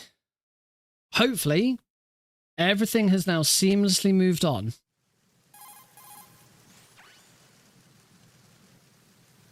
Timer's moved on. The auto splitter should be working. All right. Because I've got all three games were open at the start.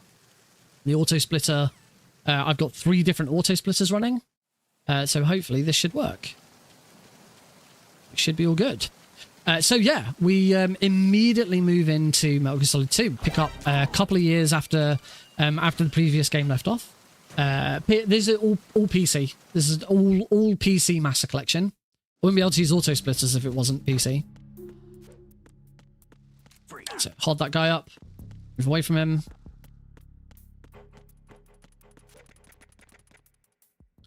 Sexy. I'm really pleased with how smooth that was. I say one big advantage is that the game swap doesn't count for the final time. That was a quality of life change that wasn't originally in the multiple Metal Gears. No, the original PC version does, not the Master Collection. The Master Collection, well, you can still get like resolution fixes and stuff for it, but the Master Collection runs pretty well now. Yay, I got right side Olga, which is my preferred. You can do left side Olga is faster if you can do it. I can't. So this is fast for me. And yep, the auto split's working. That's nice. Missed that first shot, but at least the second one was a headshot.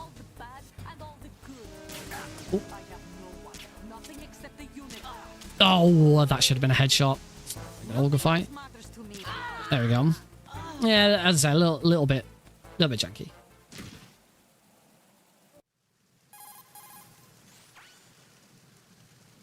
You know, anyone just joining in for this might be wondering, why did it take you 55 minutes to beat Olga? What kind of speedrun is this? It takes 55 minutes to beat Olga.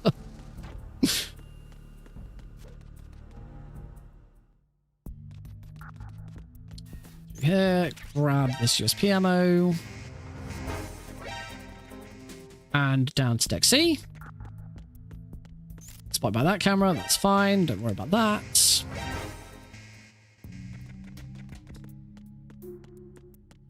Yeah, I'd be interested to see what my actually, if any it'd be on YouTube. I'd be interested to see if that 5217 for Metal Gear Solid 1 is a PB on the, let's say PB on the Master Collection. Say my PB for the actual category, which is MGS1 console, is the world record.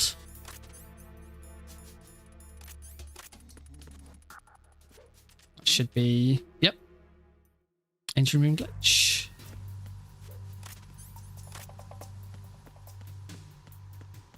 I finally completed a plant-only run, so that I only have the camera, not the digital camera, for Tanker.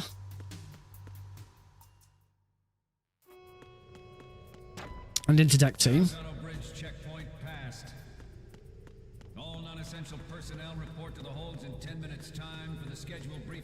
Heads up a little bit so I can actually hear it. You are ordered to continue manning your posts until that time. 1, 2, 3.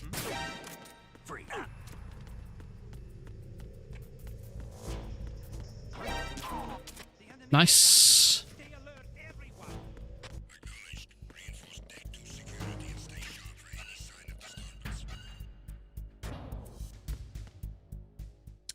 And then here, I'm going to grab this extra ammo because it means I can spam my USP in this next fight. So I'm notoriously bad at this fight.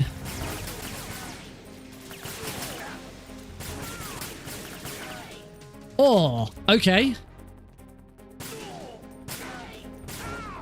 Holy crap. Well, that was pretty good.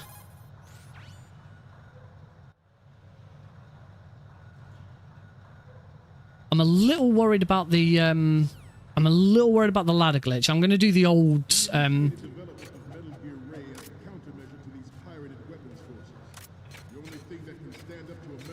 I was right to be worried. I can't bloody remember what I'm doing.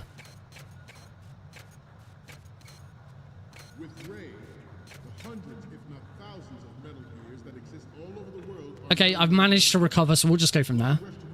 I have a 5209 run on YouTube uploaded 4 days ago. Oh, so I was 8 seconds off. Oh, freaking heck. I've done so much plant lately that I've just completely ignored Tanker. We initiated development of Metal Gear Ray as a countermeasure to these pirated weapons forces. The only thing that can stand up to a Metal Gear is, of course, another Metal Gear. With Ray, the hundreds, if not Clearly, I need to go back and go back and relearn this again. Oh, how did that not? How did I not hit him? Well, after a really good start with MGS1, we're now off to a pretty poor start with poor MGS2.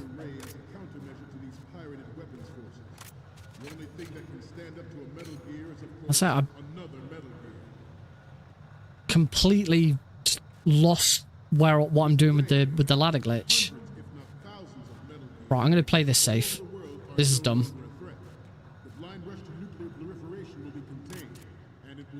Shoot that guard now. Roll him. We're done. We're through.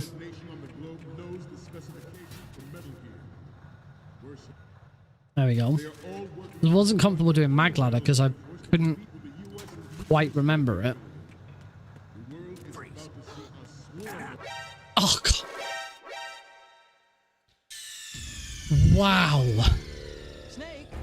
This is something else. They are all working on deploying their own Metal Gear force to compete with the U.S.'s nuclear strike capability.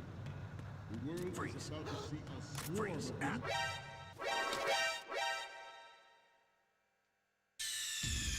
Snake, what's wrong? I am flabbergasted.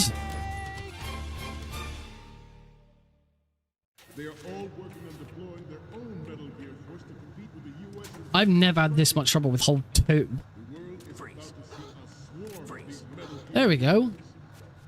Whoops.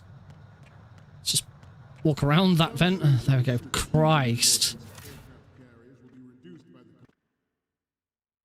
Some say that the strategic importance That's one. of aircraft That's two. carriers will be reduced by the completion of Ray. The opposition from the Navy is an That's three. undeniable fact. That's four. There is a lot of pressure from Navy. Wow. That was really poor. After what was a absolutely fantastic guard rush, really, really poor holds. Yeah, that's four bings. Well, at least we're done with the tanker now. We have got a save boss. Hey, Grim Gamer. And we move on to the plant.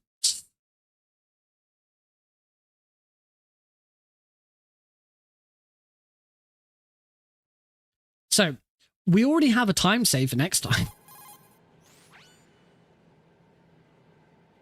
Hopefully, my plant will be much better because I've been doing a lot of plant recently. But yeah, that's that opening tank is really disappointing. So clearly, I need some more holds practice. So it was only when I came back to redo Ross MGS2 that I sort of relearned and properly understood the mag ladder, and I just didn't feel confident doing it there.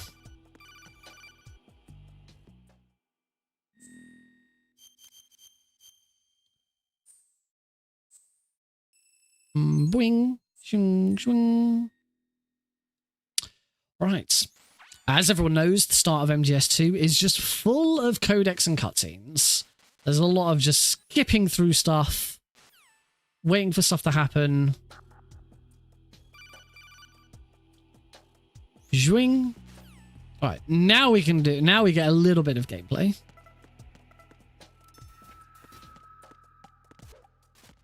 Gonna go and grab the M9. Prefer grabbing the M9 now. It means you get extra ammo for it. Because if you don't grab the M9 here, you are forced to grab it as you leave a roof. But if you do grab it there, then where it is on the strut A roof, it's just replaced with more ammo.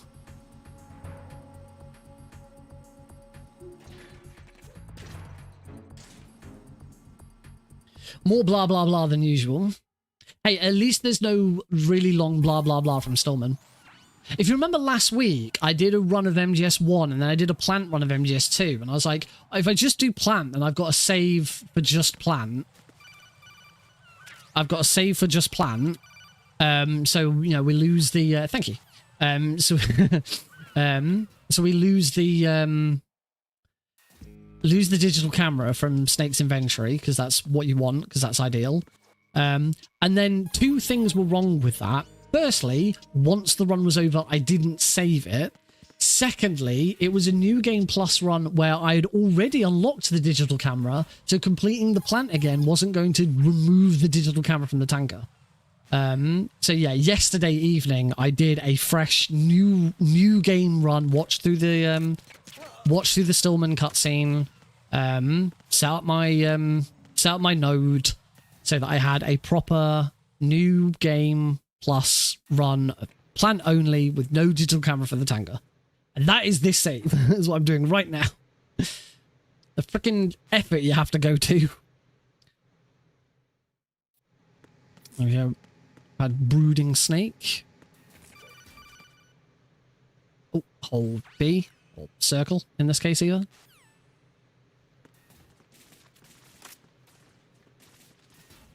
And another cutscene. Zwing.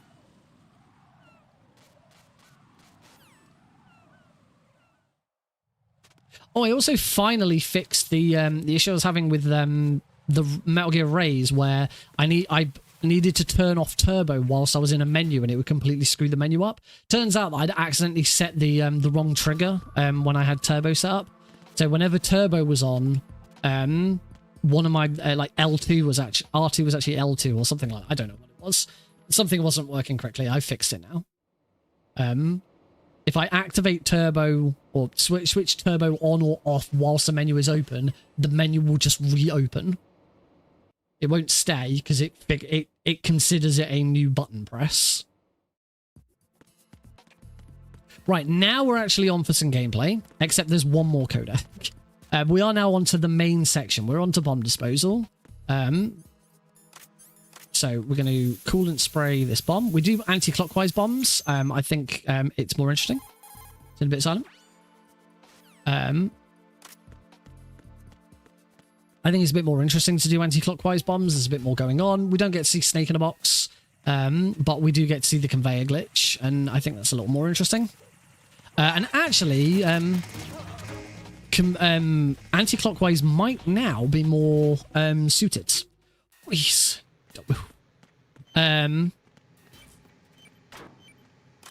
Might be more suited because on the when we're just doing MGS2 on the Master Collection, we do loading remove time, so final time doesn't include any loads. But for multiple Metal Gear, it's RTA. We're doing RTA timing only. So all loading times are included in this, which means technically I'd be better off playing MGS2 and 3 back to back first, so that I get loading trick for them. But obviously we're not made of time. There's only a finite amount of time in the universe. But because of that, anything that's going to reduce those loads is probably is going to be useful, and that is something that anti-clockwise bombs does. You go into you do 2 less room transitions. So we are now in a case where anti-clockwise might actually be the faster option. In loading remove times, the transition time, the losing those 2 rooms doesn't really make up a lot of time on very easy.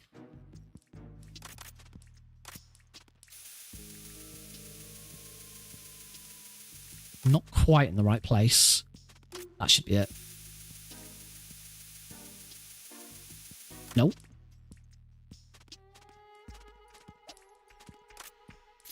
Oh, there we go. Speedrun bomb defusing. Absolutely. I mean, that is what we're trying to do. There is a fast bomb freeze. If you are in the exact right spot when you freeze a bomb, you will freeze it faster. That took so long that guard woke up. Some are really easy, some are not. Some are not easy to get. The easiest one is Strut B, the transformer room.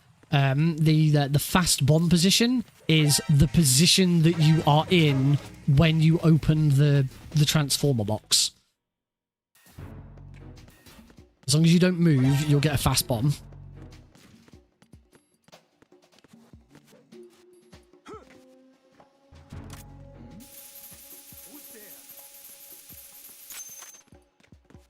I believe Strut D is similar. You open up the vent, crouch, and that's a fast bomb position. Onto the EF connecting bridge. We've got a few codecs here. We'll have a chat with Rose. We're going to have a chat with Mr. X. We're going to have a chat with Colonel. Chat with Mr. X. Chat with Campbell. Grab this Claymore. We do the Claymore trick in Shell 1 Core B2. We like that trick. parcel room, the bomb for this one's outside. Go up to the roof. Although if you're playing on hard plus, I think it's from hard. You get 2 bombs in each area, and you got one bomb is on the is on one of the cardboard boxes that's going round and round the conveyor. There's another cutscene. Say hello to Mr. Olga Galukovic again. Sorry, did I speak out of turn? For this 20-plus-year-old game.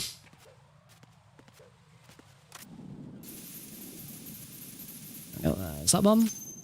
Another codec. This is the one where Stillman tells us that he's not a cripple, he can walk, he fakes it so that people will be sympathetic. Just don't ask for Peg Leg Pete anymore. He's gone. Another coolant rise. We need to grab this cardboard box. Box 3. In fact, we can equip box 1 now. We'll get box 1 ready. Because we're now going to do the conveyor glitch. We use the box fast travel system to get back to strut C. But we're going to use the conveyor glitch to get up on top of the conveyor belt without having to go around the whole sequence. That gets straight back to strut C. The only one we haven't done yet is strut D. That allows us to grab sensor B now. Saves a codec call as well. Grabbing sensor B now. Because if you do if you haven't got sensor B by the time you've done the final bomb, then you get a codec call telling you to go and get it. And it's always available with 1 bomb left to go.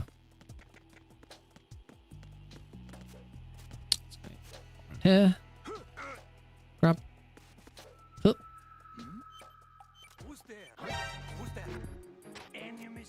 I'm just going to play this safe.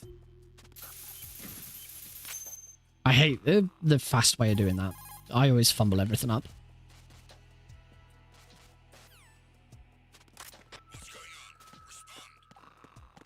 Get out of here before... Oh. Those are some bad aerials.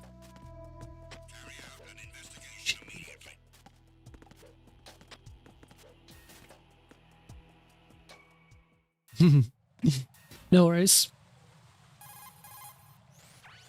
Before it extended.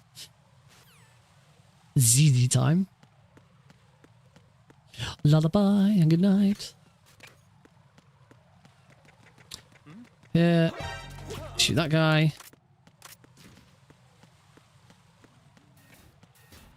Into strut E, the parcel room. Once again, we're going to use the box truck again, but this time we're going to strut A, so we want box 3.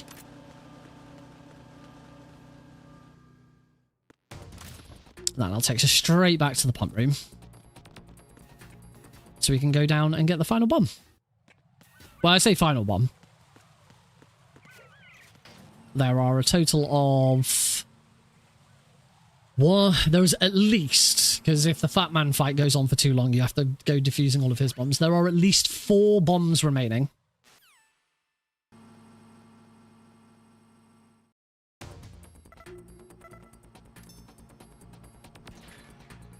Down into the deep sea dock again, back where we started. Wow, this backtracking feels familiar, right?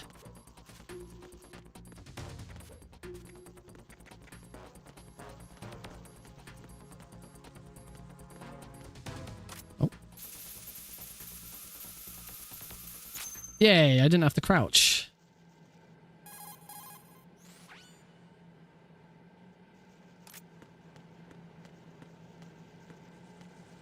There's some weird slowdown there. There's must be something with the water that I didn't like.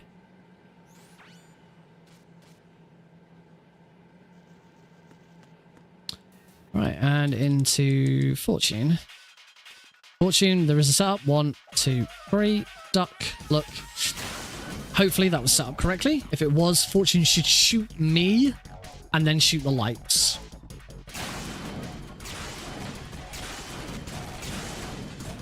Shoot me and shoot the lights. We're good. She's done as we expect. She starts laughing. It's our cue to move forwards. We now want her to shoot the barrel that I'm leaning up against. Nice. She's shot the barrel. Move over to this barrel. So again, we want her to shoot this barrel.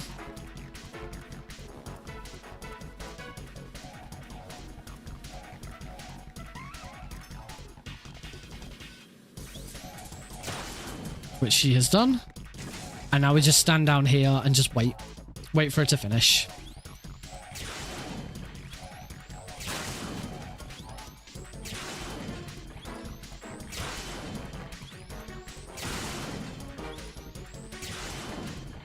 There we go.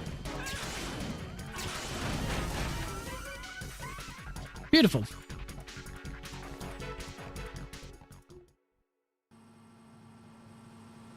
Fortune defeated. Well, not really defeated, but you know what I mean. It's got one bomb still to go before the Fat Man fight. Grab the chaff grenades without triggering any of the claymores. Nice. Downstairs. And back over to Strat E. Just where the parcel room is.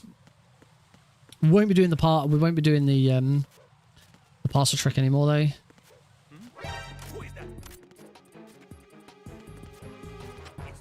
Okay, use the cardboard box to avoid being shot. For some reason, if guards see the cardboard box, they just run away from it. Like that. Don't need to worry about the enemy. They come from a different door. It's the EF connecting bridge. Still need to move around like I did before. There are still claymores on that bridge. There is still one to try and avoid in a little bit. And we're going to head up to the heliport. But that Harrier from earlier has disappeared. Where could it possibly be? It's funny that the Harrier has disappeared. It's a bit like when the tank disappears from the tank hangar in Metal Gear Solid 1. Lazy Kojima. It's repeating himself. There's the bomb. Look at that bomb. Probably a little far away from that.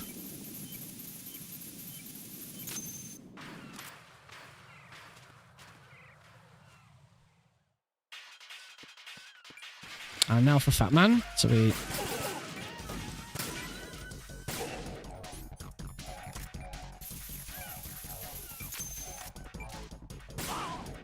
Try and get up and around him so he goes down. Okay. He's gone over here.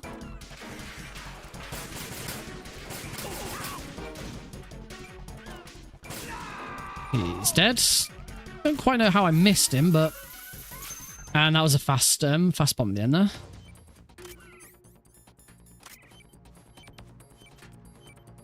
Move him out of the way. And this is the last bomb.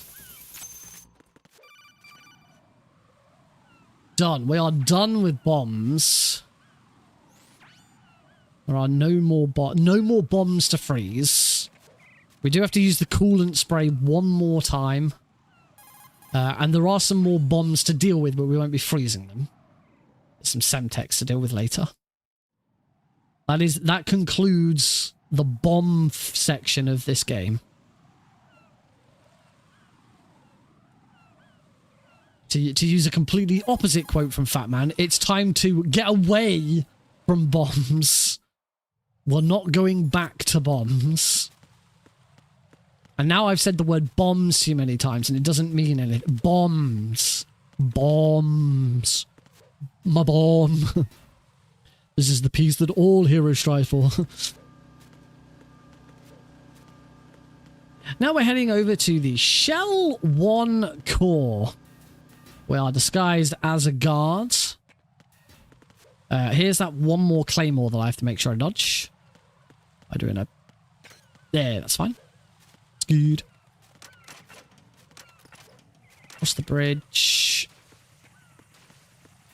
Hopefully, yes, I will. It is It is indeed 10 p.m.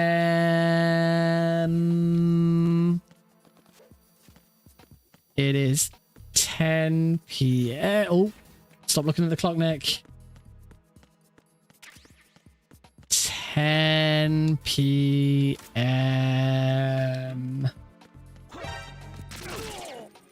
Okay, I did not roll into that guard.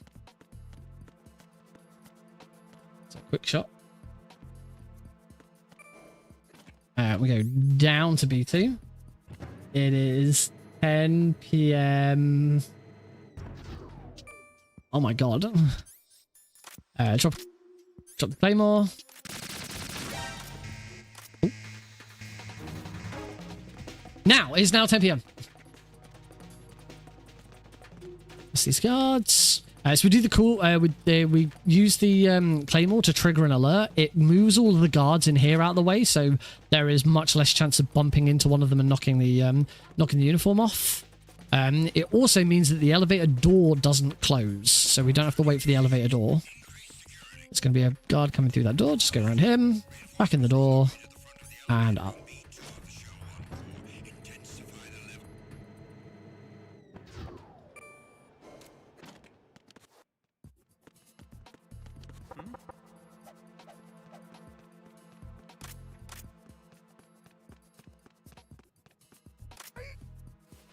Finally, I got that right again. Punch 3 times and turn around the other way. I've been doing it completely the other way around. Right, and yes, I enter here at 1 minute past 10. If it hadn't been for screwing up the tanker... Ah, they're not old beauties. It hasn't made a difference. And it's not a great aims. Maybe it's not after 10. Maybe it's after 11. I don't know. Or maybe you have to start the game. I don't know what causes it. I need to have a look and see what it is. Never mind.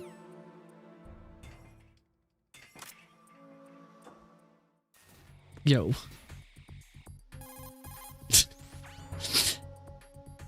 you got there eventually. Proud of you.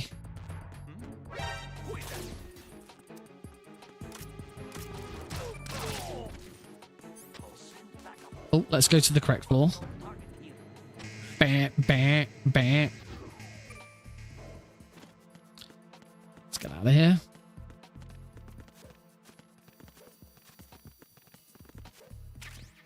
Probably do trying to grab some more AK ammo at some point. So I will do just that because there's some right there. Right, on Ames' suggestion, we're now going to head over to Shell 2. For that, we are going to need a PSG-1 sniper rifle. Oh, cutscenes after Fat Man. That would explain why. Damn it, I just needed to fail the tanker just a little bit more than I already did. And then we would have had all beauties. Right, back we go.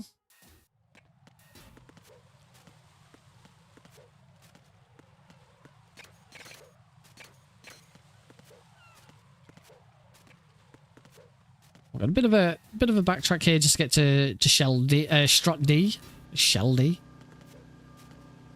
Strut D. That has the bridge to Shell 2.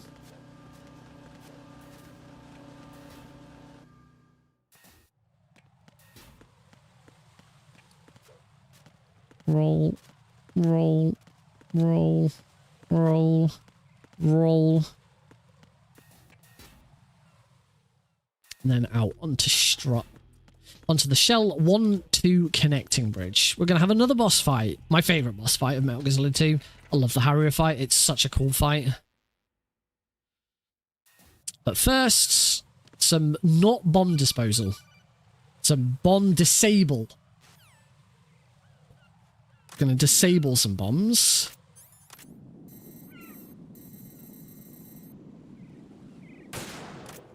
That was good, considering that was really bad.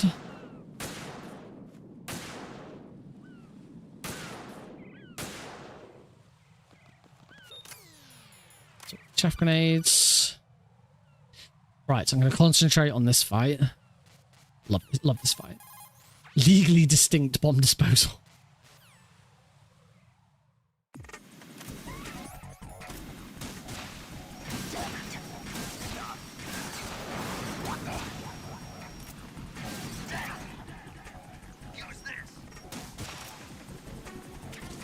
Oh, I missed.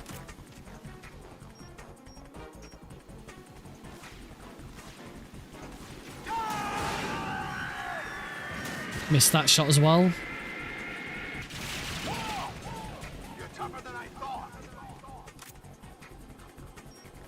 This could have been over a lot quicker. I got the 5. As long as these 2 hit. That's all right. If I can get it there, I'm pleased with that. You lose a lot more time after that point.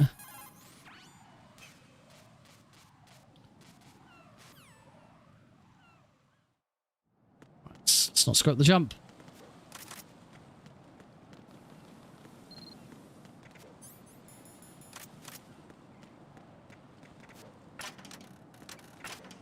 One day I'll know where to jump so that I avoid that little break, that little sort of stop where it plays the little cutscene of the floor giving way.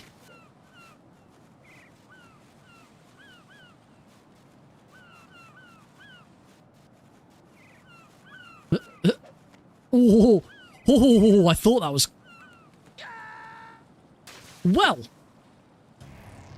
that was interesting. Answer me. Right. Nice.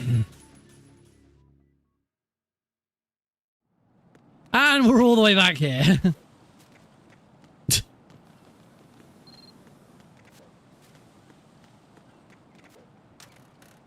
Oh, that cutscene still plays.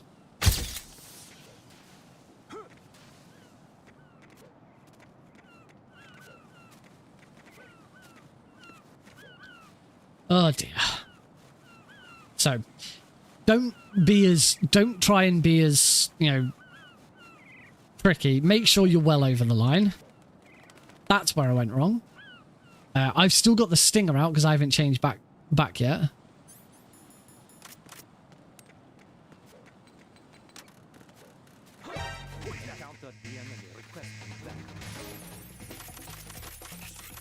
Flirty grouse. It is pretty good that Twitch clip names either work as bosses or as ranks for Metal Gear Solid. Flirty grouse sounds like you're playing on very easy on MGS3 and you did every single look at Eva's boobs cutscene trigger.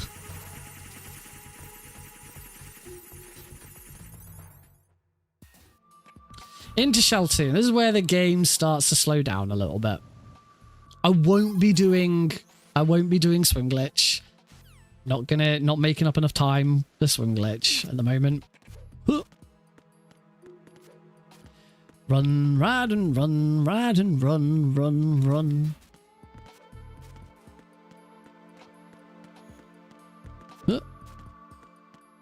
I did do it yesterday. I said earlier I did a plant-only new game so that I could finally have the my save file prepared. I did try it. I think I spent like 5 minutes trying to get it right.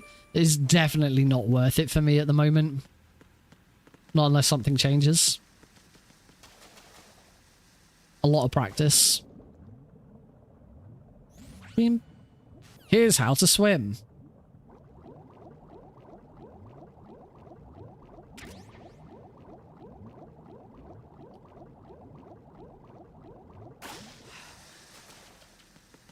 That's all we wanted. Just wanted to grab the Nikita. He swaps the stinger, swaps the Nikita, and back up again.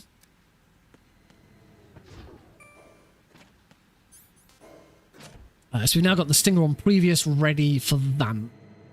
I did discover yesterday, just because I couldn't be bothered trying to time it. Oh, wrong way. I was thinking I was in Shell 1.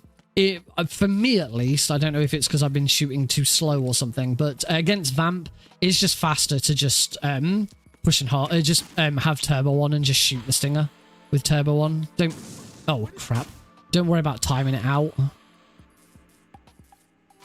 Only danger with that is it's then very easy for Johnson to get in the way of the Nikita.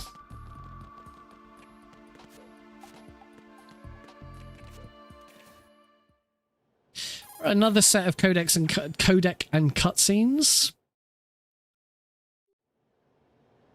as we learn all about the history of Solidus. And that Solidus is the former president of the USA. That's right, the third Snake brothers. I love that plot detail. That Solidus is the former president of the USA. It's like, couldn't get any weirder.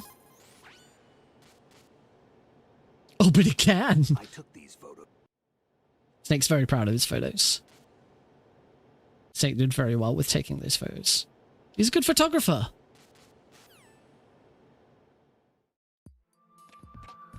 You'd be proud if you took some photos that nearly cost you your life and allowed you to pretend to be dead.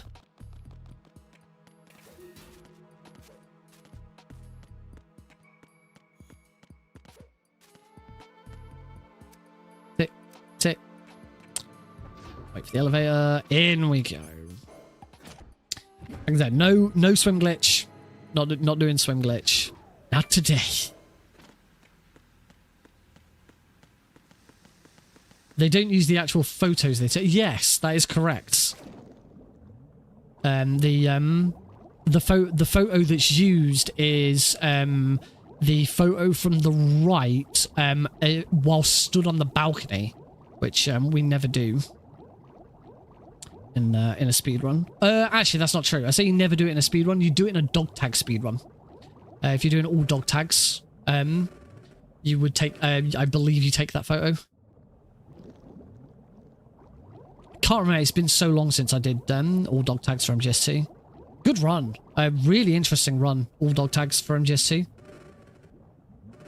One kind of cool thing and now no one will allow him to forget.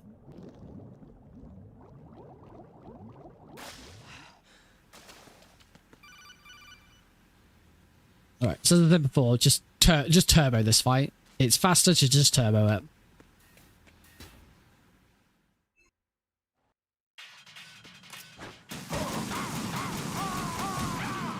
Because we're playing it, the main reason, one reason not to turbo it is because if you're doing, if you're playing this on PS3 or you're on the original PS2, it would absolutely chug. The frame rate would absolutely chug at that point. Took these photos 20 years ago.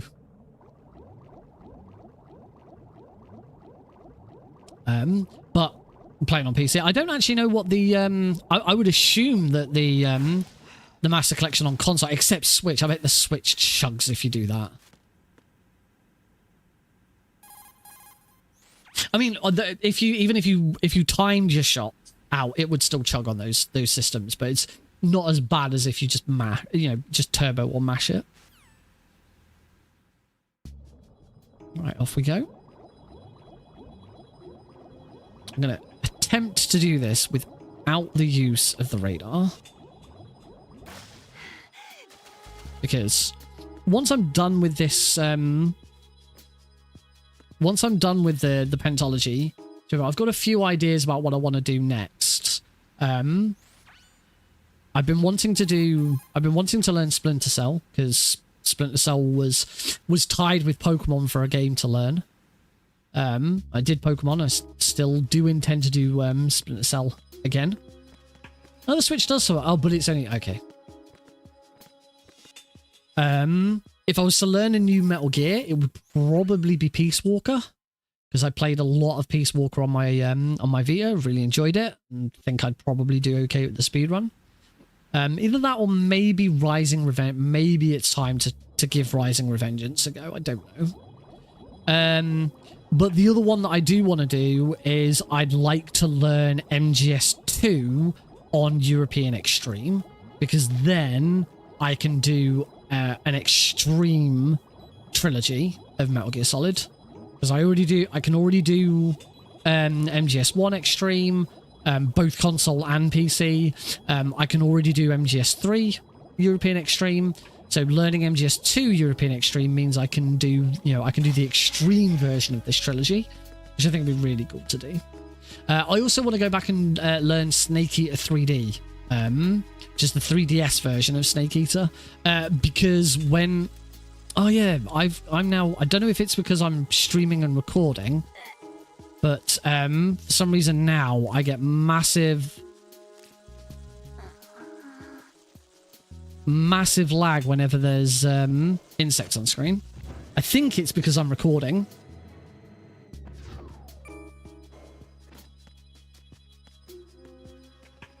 Yeah, it's not done that before. Then again, I don't think I've been locally recording as well. I don't know. Yeah, I want to learn Snake Eater 3D. Because I understand where I went wrong before with the emulator and I know how to fix it. But also, once Delta comes out, I think that warrants a Metal Gear Solid 3 Trilogy speedrun. So you run MGS3... You just run MGS3 on the Master Collection. You don't have to do like the PS2 version because they're still the same game. Yeah, you'd run MGS3 Snake Eater, you'd run MGS Snake Eater 3D, and then you'd run Delta. And there you go, that's your MGS3 trilogy. Really dumb idea, but that's what I want to do. But for that, I've got to learn Snake Eater 3D. Which isn't that much different from Snake Eater. It's just, there's, the control scheme's a bit different. 5.5 minutes of ladder climbing. That's true. Well, you say that, it depends what happens in Delta. Or what if they... we already know that Delta is being, like, ridiculously true to the original. Too much, in my opinion, from what I've seen so far.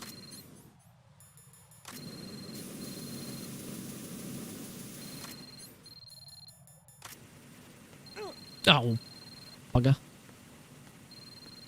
Should be fine. As long as Emma doesn't get set on fire, I should be fine. Yeah, if they did something to the ladder climb in Delta, that'd piss everyone off. Like, do you know the shit Apel got when he discovered ladder glitch? He got so much shit online.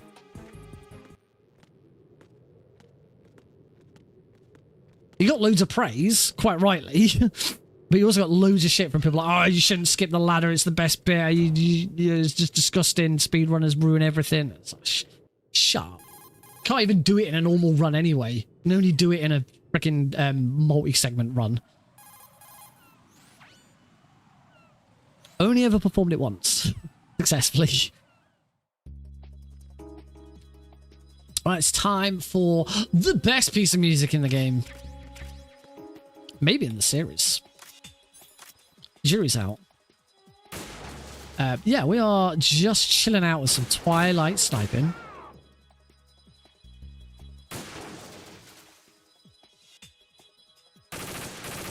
Ah, missed. Now is a good time for donations. Oh, wait. On that note, though, one of the reasons I'm doing this, is because I am raising money for charity during this series. I'm raising money for City of Sanctuary UK, a charity dedicated to making the UK a welcoming sanctuary for displaced people, particularly refugees and asylum seekers.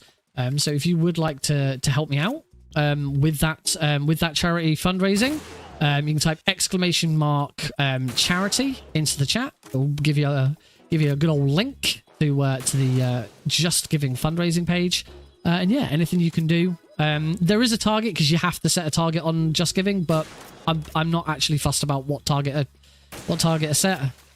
Just like to see how well we can do, and raise some money for a really good cause.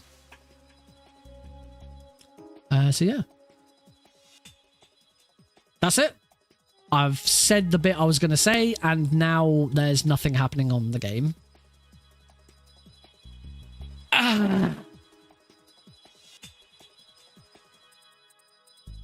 Oh.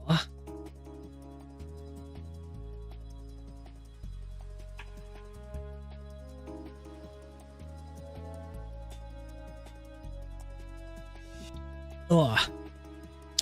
So, what about them holds in the tanker, eh? Crikey, that was poor. That was really bad. Really, really bad. Yes, before Thursday stream, I need to run through the tanker again a couple of times to make sure I know what I'm doing. I am, as on that note, I am fully intending to do this run again on Thursday. I didn't want this to be a one and done. I wanted to, hopefully improve on it. As I say, I'm intending to use this for marathon submissions. I'd like to submit it to Really, Really Longathon. And then any other marathon that is crazy enough to accept a 3-hour speedrun. I say 3 hours, it's probably 3.5 hour speedrun. Yeah. If I was going to be attending AGDQ, I would submit this. Because AGDQ does take multiple speedruns, multi runs, because it's good. They're good for overnight. If you've got a you've got a nice 2 to 3 hour multi game run to do overnight, that works really well. I should know. I was part of one when I did attend SGDQ in 2023. I was on the hosting desk and I hosted. It started about 1 a.m. I think it was. I hosted the Crash Bandicoot Insane Trilogy speedrun. That was Crash 1, 2, and 3 of the Insane Trilogy back to back. However, they don't. I don't think they ever would, and I was kind of naive to submit it to AGDQ this year. Then I submitted the Metal Gear Solid Trilogy. In fact, I submitted a bunch. I called the game Multiple Metal Gear. I called the game Multiple Metal Gear and then submitted as the categories several different Multiple Metal Gear runs. So I did the trilogy, I did Shadow Moses, and I did Frog Tags. Frog Tags is still my favorite. Twin Snakes all dog tags, MGS2 all dog tags, and MGS3 all keratins. Frog Tag speedrun. But they did, unsurprisingly, as a remote run, they didn't accept any of them. And then I thought about it and I thought, yeah, they're not going to accept a 3-hour remote runs. Remote runs tend to be like an hour at most because a lot of people don't like the remote runs. They prefer them to be live. It's, the vibe's very different. So yeah, I won't be submitted. If I was knew that I could go in person again, then I'd absolutely submit multiple Metal Gears. But as I'm not going to be going in person anytime soon, I won't be doing that. Submissions for AGDQ 2025 open soon. 9 days, actually. 26th of September they open, if I recall correctly. I'm intending on submitting MGS1, 3, Klonoa. I'm not sure what else. I didn't have turbo enabled there. Wasn't aware of that. Yeah, as I say, 1, 3, Klonoa. I probably were. If I've got a spare slot, I'll submit Mini Ghost because I might as well. Oh, and on Metal. Of course, I'll continue to submit on Metal. In fact, I need to do some updated submission videos for those, including my hotfix run. My hotfix run will be included as part of those submissions.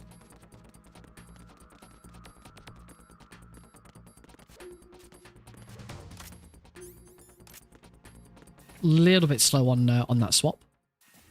We do that swap there so that I can use the AK to go kablamo. And same again here. That's it. Into Arsenal. There's going to be another big slowdown here. Yep, there it is.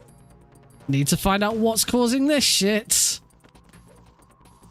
Oh, dearie me. Why?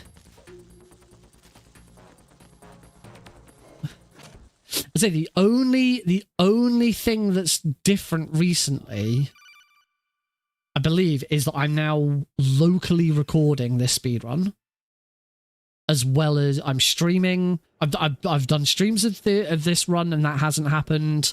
I did a plan only run yesterday, which is where I first encountered the problem. I wasn't streaming, but I was locally recording, and I think it's that. So I need to do a run where I run of MGS2. I don't locally record and see if that fixes it. If not, there's something else at play. Something new has happened. I don't think there's been a patch recently. Have they altered your memory too? But clearly something is at play here.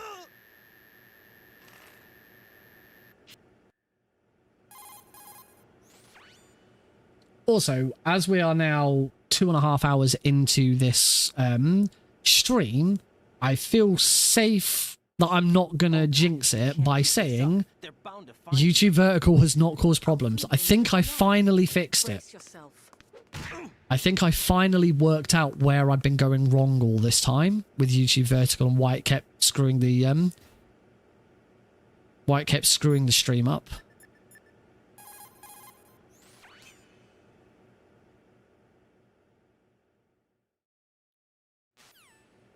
Considering I throughout this entire stream, well, whilst playing Metal Gear Solid 1, I was running 3 games in the background. MGS3 is still running in the background. It is waiting to go.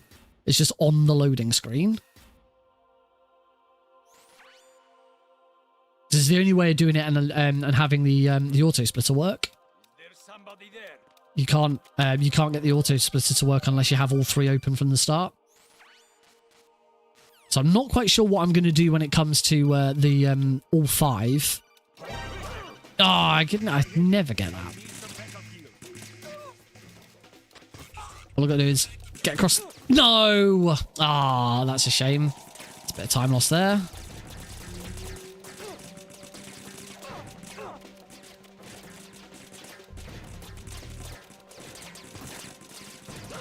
Oh.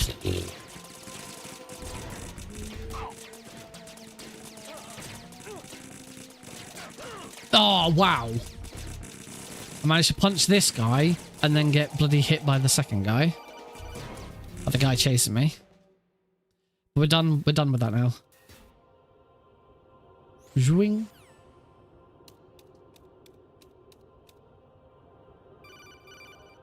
Zhwing.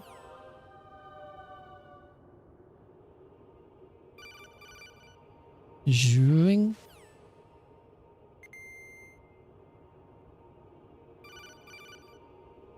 Zhwing. One more.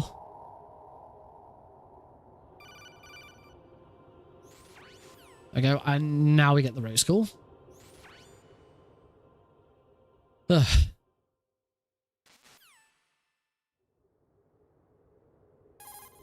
Now, chat with Snake. And then after I chat with Snake,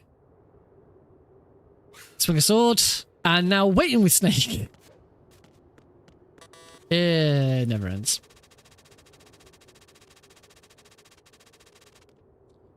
Oh dear.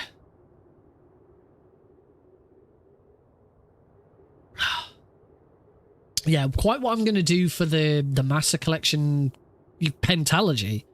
You know, when I do all 5 games. Because the only other thing is I don't think you can run unless you go into Steam's files and just run the executables for both. Maybe that's the trick.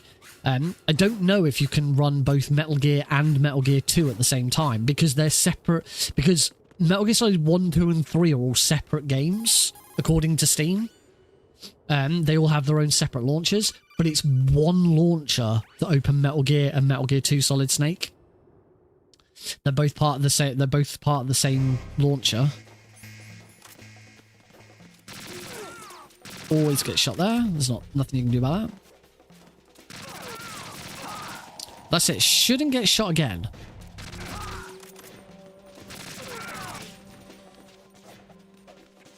Oh.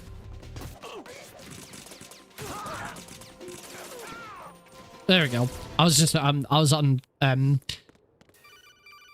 was letting go of first person a little too late. I find that I don't need to I really don't need to swap to the SOCOM anymore.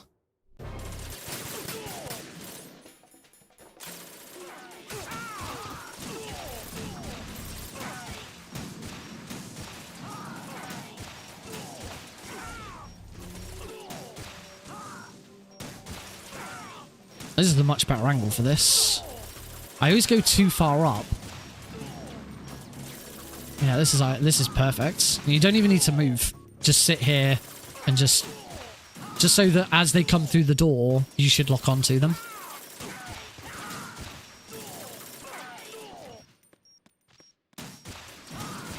I missed that one because they both came at the same time. There's not much you can do about that.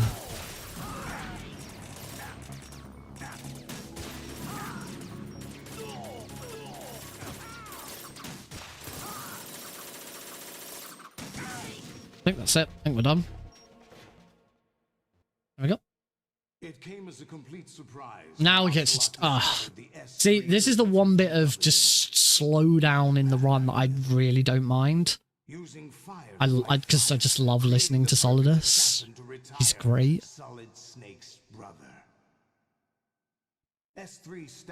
We do now have As Bait is a channel point reward. And I'll give you a little clue. I mentioned earlier that walk-ons are now available for subscribers. So if you're a subscriber and not a VIP, you can still use !walk-on, WO. You can use !VIP as well because it's the same trigger. Entrance. But you won't get your profile picture on screen. That's reserved for VIPs, and you won't get your own custom music. You will get a clip that I have selected that every subscriber will use. And I'll give you this hint now because it hasn't been used. It's a Solidus voice line. Because I love Solidus. Every day was absolute, split between life and death. You ran from it. And now you've been led back to war by something less than real. Boo!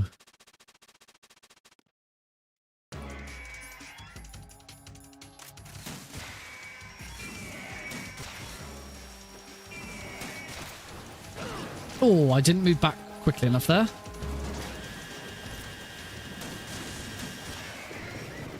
That was awkward. No! Oh, that came up a lot quicker than I was expecting. Oh. Are you awake yet, Jack? Alright, now we have another nice long bit of cutscene and codec. I admit that I underestimated you. And correct shadows for Solidus. I always complain about this with the original PC version. The shadows for Solidus are completely broken. Looks like he's floating off the ground. In fact, he doesn't have it. The only things that have shadows are his two katanas. He doesn't have a shadow. Just his katanas. It's really weird. What do you hope to hear? You know he doesn't know anything. It's not him I want the answers from. Alright, now we just sit through.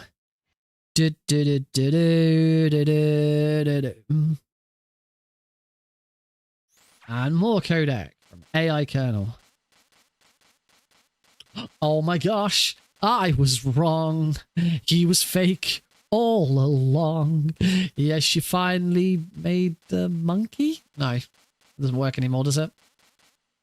Ryland's not a monkey. Okay, hang on, and there's more. I think that's it. I think we're done now. No, no, there's still a bit more. You can tell because the codec will close when it's done. There we go.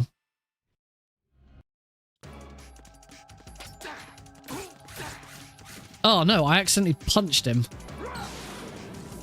Because I still had turbo on, so I accidentally punched him.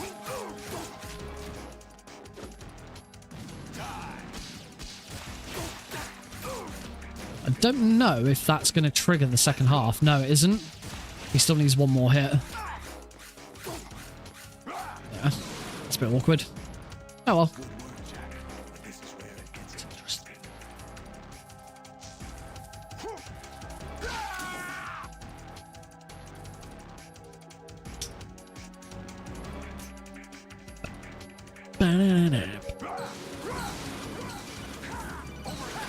Also, Solid's boss fight theme is brilliant. Get right up in his face. Hopefully he goes for the kick. He doesn't. There we go. And that is not time on MGS2. Do you remember this place?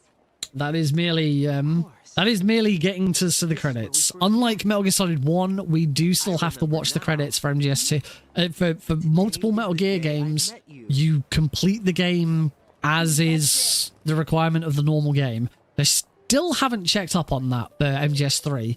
Because if you play MGS3 on emulator, you don't have to watch the credits. I would argue that that should not be a thing for the for the Metal Gear Solid Trilogy, or any multiple Metal Gear that includes MGS3 should not include that. You should have to watch the credits because you do on every other version of the game. We are going to be muting the audio, sadly, because this will get flagged. And this is our only sort of major break in this run. I will be going and grabbing another drink and pop into the Lucy. You would just have a very quiet stream with nothing happening, I'm afraid, for a couple of minutes whilst the credit. You won't be able to hear the music.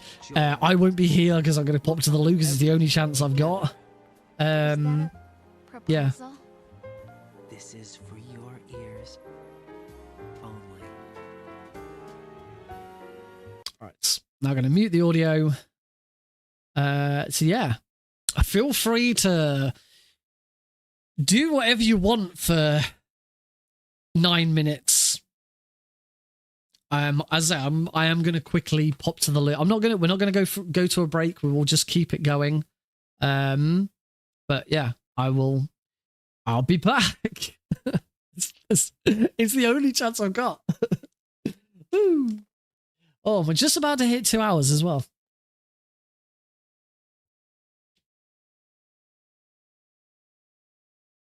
Cheers, everybody.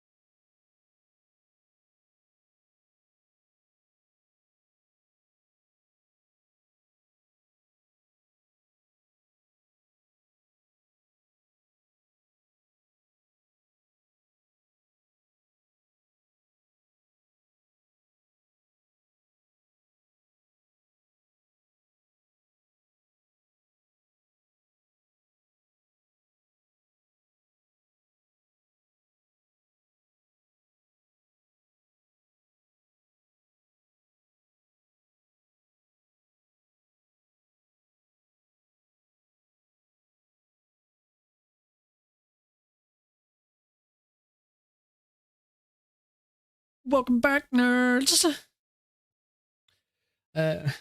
How we diddling? 5 minutes in, another 5 minutes to go. Which is like nine and a half minutes, I think it is. Wow, there's a name I've not seen in a while. Alert! Thank you, Incoming raid House. from HAL 5 test with 4 raiders. I got back at just the right time.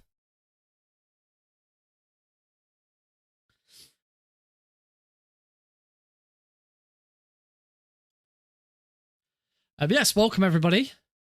You are currently watching me. That was perfectly timed. The moment I came back, you are currently watching the Metal Gear Solid Master Collection Trilogy Speedrun. I've been slowly working my way back through derusting all of the games in the Master Collection. I'm on my first milestone, which is doing Metal Gear Solid 1, 2, and 3 back to back. Eventually, I'm going to do all 5 games in the series and attempt to beat the world record of just under 5 hours. I wonder who it is who holds that record. I'll give you a hint. It's whoever just raided us. Yeah, that's the intention. Say, I'm doing this milestone where after I've learned redone MGS 1, 2, and 3, I'm now doing the trilogy collection. Trilogy. I'm going to be doing the trilogy run again on Thursday. So if you did want to, obviously we're 2/3 of the way through here. You join us as I've finished Metal Gear Solid 2. So we've only got Metal Gear Solid 3 to go. So if you did want to check out the whole thing from Metal Gear Solid 1, then I will be repeating this on Thursday. Metal Gear Solid 2 had a couple of issues that my tanker just went all over the place. Just the holds number 1 and the ladder glitch just right over my head again. So I will be repeating this. But then once I'm happy with 1, 2, and 3, we then go back and derust Metal Gear and Metal Gear 2 Solid Snake. I'll then do the duology speedrun, do those 2 back to back, because I've never submitted that. I have done those 2 games back to back before, but I've never submitted them because I've never had a run that was. The only time I actually did it, I did all 3. I did those 2 and Metal Gear Ghost Babel, and it was like 3/4 of the way through a 24-hour charity stream that I was doing, and they were not good. They were really bad. I really didn't want to do, really didn't want to submit them because they were just awful. So I did not. But I would actually finally get a decent run to submit. I don't actually know what Metal Gear 1 and 2 are like on the Master Collection as far as speedrun. I don't know if they're the best versions to speedrun or whatever. But obviously, as I say, that's the intention of doing all of these. This trilogy speedrun that you're watching right now, yeah, technically it could be submitted to the leaderboards, but there is no Master Collection trilogy category. It's just the Metal Gear Solid Trilogy category on speedrun.com. And you would not do the Master Collection for it. You would play Metal Gear. The main one is playing Metal Gear Solid 1, the original PC version, much faster. On very easy, it can be beaten in under half an hour. On console on the Master Collection, it can be it takes just under an hour. That's the main big one. And with minimal loads, there's even minimal install. There's even more time save on that run now. So yes, that's you if you for MGS2 you'd still do the original PC version of MGS2 because it's slightly faster. MGS3 doesn't really matter. Yes. So yeah, this wouldn't beat that. This wouldn't beat the record. 1:11:45 on the IGT there. We're now on to game swap. We got Swallow, so I now go Alt F4, quit out of that. I hit there we go. It is automatically we got sound as well. Yeah, wow, that moved along very easily. And 3, 2, 1, go. There we go. And we are now on to Metal Gear Solid 3. After the end of World War II, That was nice and smooth. East and West.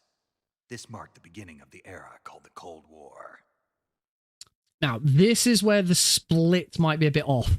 Because the auto splitter for this is a bit weird in the way that it was set up. Yeah, it might be a little bit off.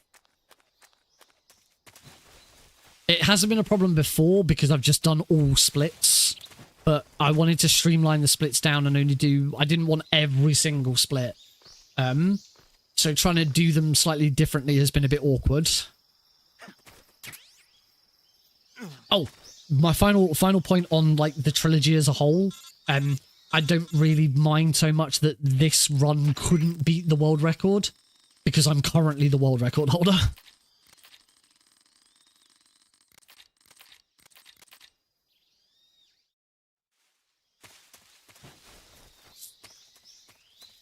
Alright, so MGS2, hopefully MGS2 was the worst of the three. MGS2 has always been my worst of the three games in the trilogy.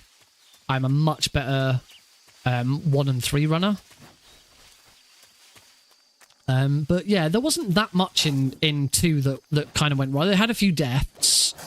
You know, the holds in hold 1 and hold 2 actually. The first 2 holds in the tanker were really bad.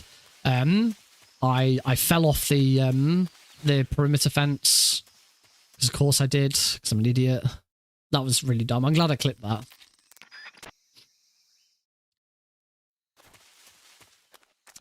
So hoping this MGS3 run can be pretty good. Or a couple of choke points in MGS3 that you might normally want to reset on. Hopefully, I don't have any problem. The main one that I'm always worried about is the end. The end's a bit of a meanie, particularly with the slightly faster strat that we now use for the end. Nighthouse, thank you very much for the raid.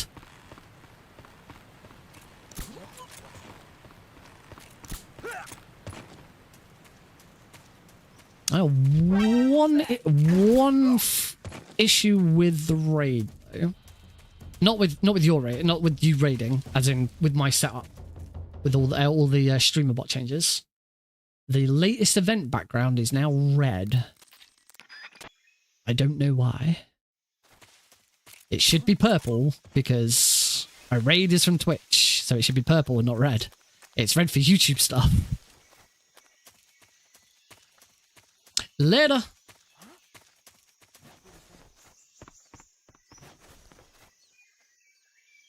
Yay, that split exactly where I was expecting it to.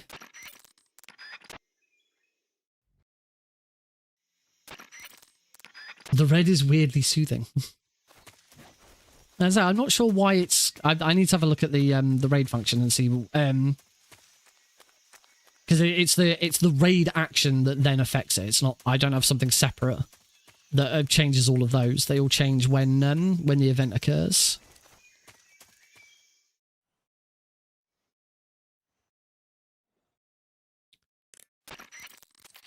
So yeah, I must have just moved something in the wrong place. Alright, let's play some Trauma Center. Out 1. Oh, missed.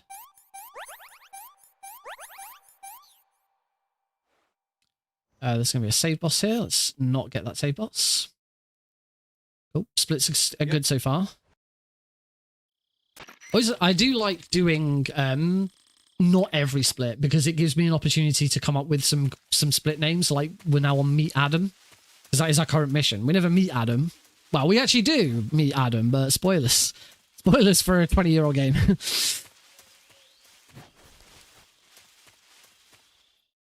Nobody knew that I was Adam. But that is Snake's current mission is to go and meet up with Adam.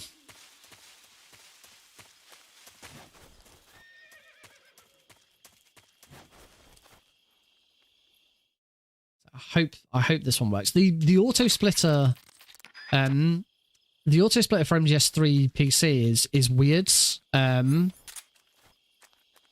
Because all of the settings for split is they all split when you leave an area, which is unusual. Normally with auto splitting, you split on entering an area. Or certainly the setting is for entering a new area. But the auto splitter for this one is on leaving an area, and that's all it is. Leaving an area and beating bosses.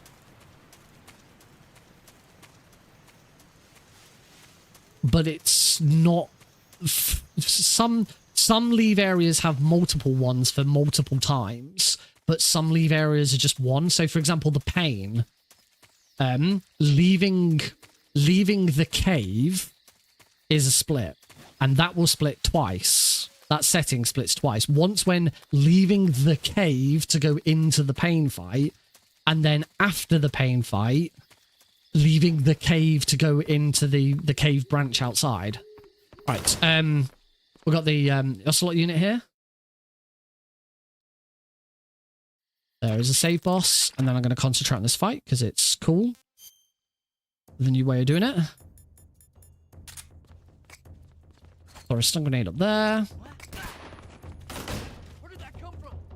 Throw a stun grenade there, and if done right, that should be all the enemies. No, I missed one. I think it's the guy on the roof that I've missed.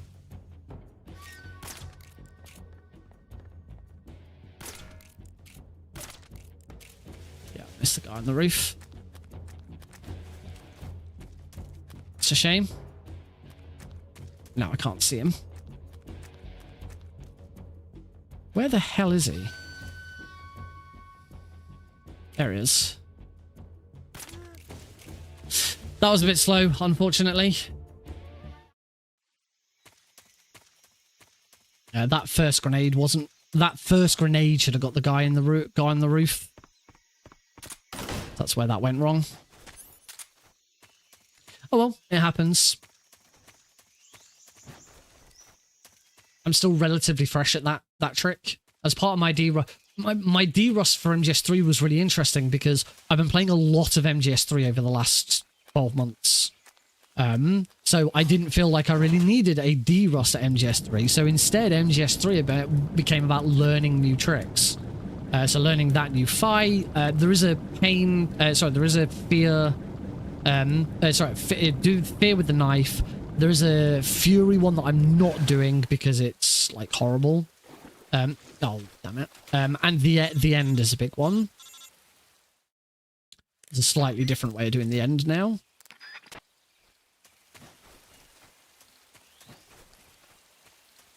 It's all good. It's all and a slight change to Rykov. I love the Rykov, the new Rykov grab.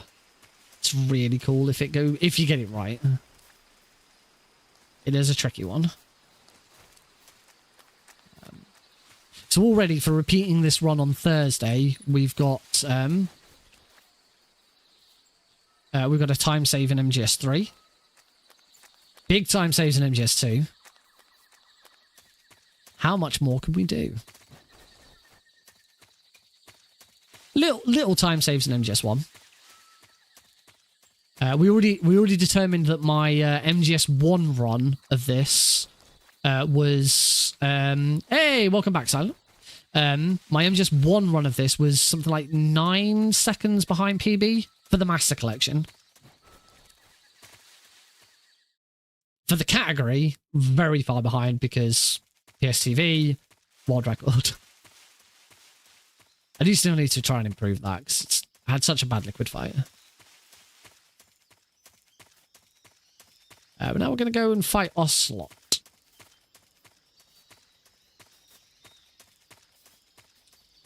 Okay, the tanker was bad. Tanker hold 1 and 2 were bad. Throw stun grenades. Don't need to shoot him in the head there. Do now need to shoot him in the head. Cool. That was a really solid Ocelot fight.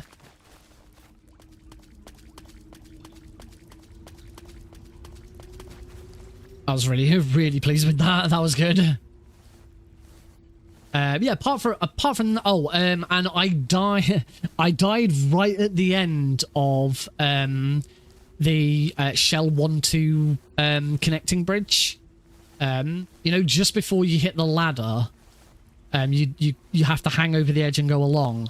I pushed my luck and tried to flip on as early as possible. There's a clip of it where like I flipped over, sort of fell off and hung, and then got back up and then immediately just died. It looked really weird. As I said, there's a clip.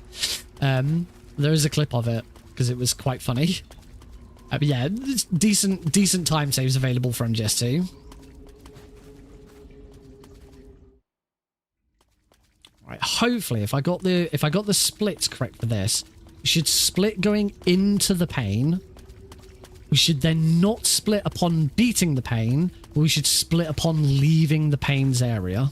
That's how I believe the clip is on the Discord, because it does that if I use the clip function. Or if anyone uses the clip function, it sends the link to Discord as well.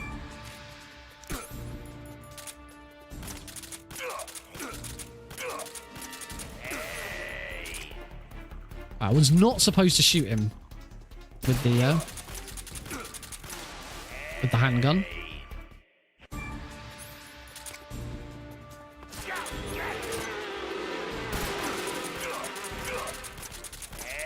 Headshot. Another headshot. That was good. Right, so it shouldn't split now. But the pane should split now. If I got the splits correct. Yay, cool.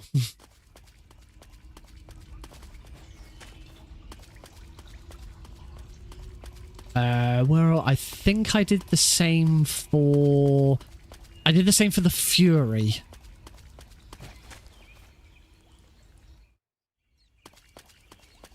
Because the Fury is another one where you're still in the boss arena after the fight's over. And I wanted it to split going in. I don't know. Oh, I know. Yeah, I know why the pain and the Fury are the same, because you start you enter the room that the fight's in, then you leave that room to enter the fight and go back into it at the end.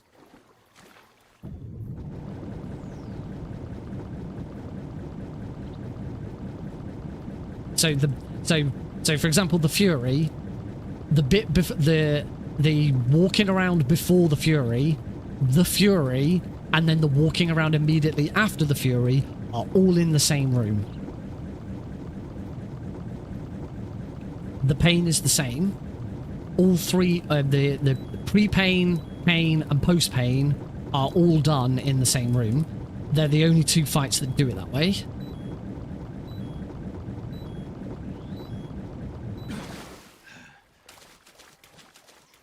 So, for example, Ocelot, before Ocelot, you're in a different room.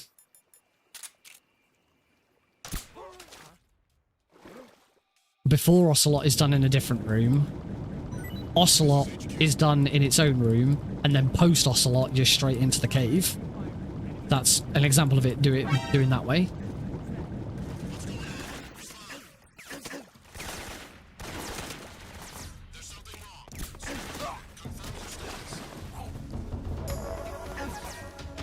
Got some slowdown there as well. Just like in MGS2. I think that was the water. Yeah, I need to... On Thursday, I'm not going to locally record. Oh, what? That was dumb. Yeah, on Thursday, I'm not going to locally record, because I think that's what's causing this slowdown.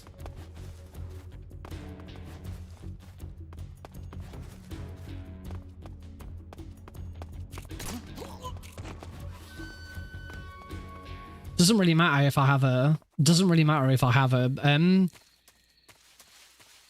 if I have a YouTube upload of this that includes all of the alerts and stuff that appear on the screen, even if anything goes over the screen, I'm not submitting this as a speedrun submission to speedrun.com. That's the reason why I like to locally record without alerts and stuff, so nothing intrudes from the speedrun for submission purposes. I only have a couple of alerts that would really cover the screen and cause any issues. Over 9,000 is the main one. Yeah, I'm starting to see some slowdown because my computer's struggling to... Like, just my graphics card is struggling to do everything that it's required to do at the moment.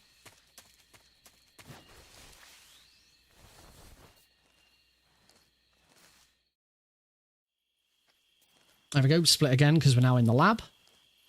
Yeah, I kind of had to split there for the fear.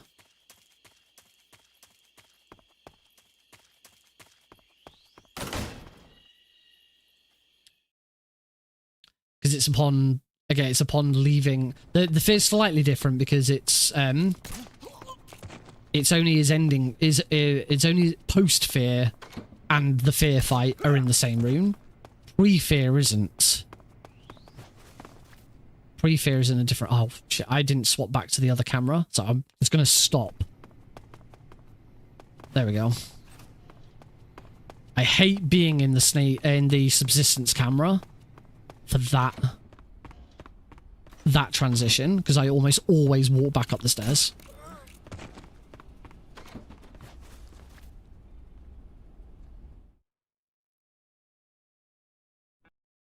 Good, that didn't split. I've got to keep an eye on my splits because I don't want the final split to be in the wrong place, because that wouldn't be devastating, because it's you can undo it.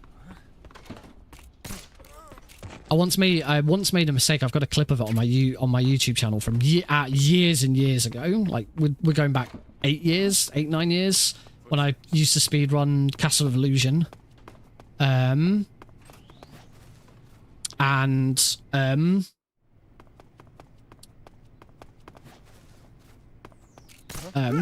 I have a clip of me beating the final boss.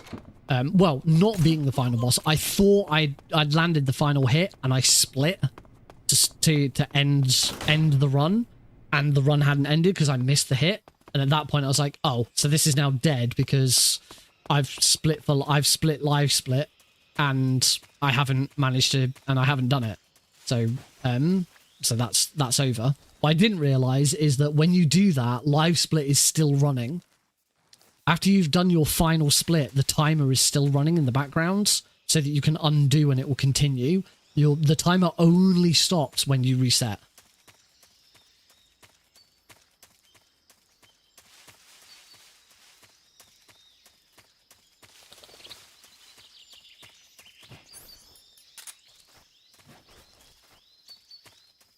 All right, fear time. Take death pill. And in a slight change from what I had been doing before, we now use the knife to kill the fear rather than a gun. Sweet.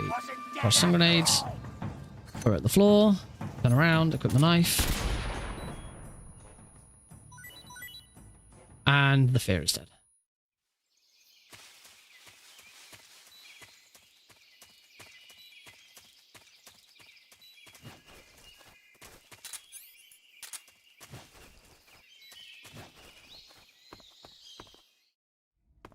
Back into the warehouse. Slight change from what I'd been doing before here. We now do this roll first, which stops Snake from breaking his legs. Saving time. You don't have to wait out the snake breaking his leg animation. That was another new one for me. I say it was really interesting redoing and re-derusting MGS3 because I didn't think I needed to derust it because I played so much of it. I just didn't know that there was some new tech for specifically very easy. A lot of the tricks and stuff that I relearned are very easy exclusive, and that's the thing. I'd been playing a lot of European Extreme Keratons mostly, But a lot of these tricks will carry over to very easy Keratons. We're about to do the end fight, and the end fight is going to be fantastic for all Keratons. That's a bit awkward.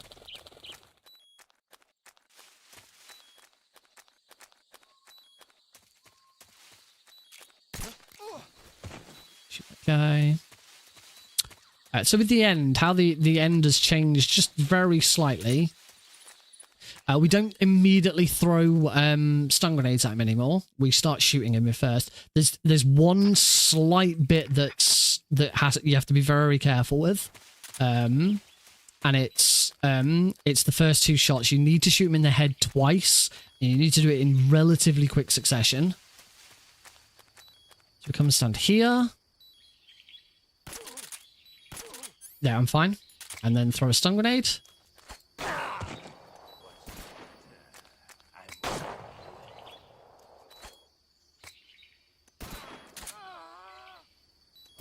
I obviously messed up one of those stun grenades, so that's fine. Cool. It's okay. That could have gone a lot worse, but it was a fairly decent recovery. Just need to make sure that I definitely grab some more stun grenades in the mountains. And now we can move on. My splits are still working. I may have got this right first time. Usually when I have to mess around with splits, I always find I get something wrong. But so far, we're good.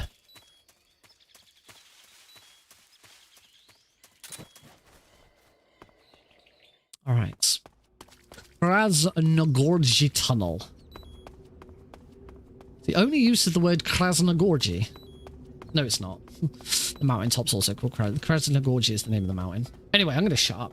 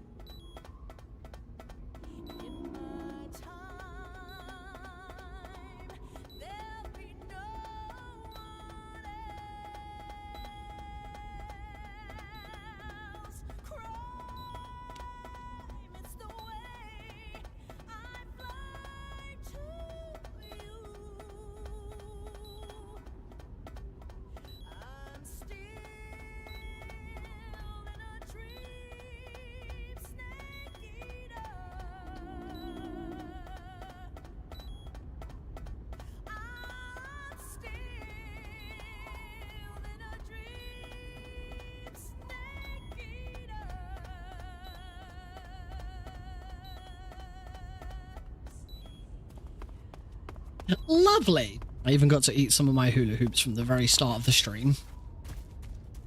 Yay, they're not stale. They're not stale, but they're a bit. They're not overly crunchy like hula hoops usually are. Yeah.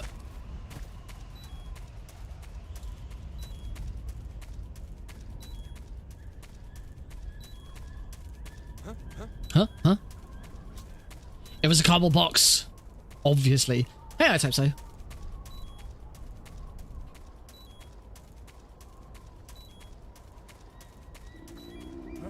Huh? It was a cardboard box. We've been over this.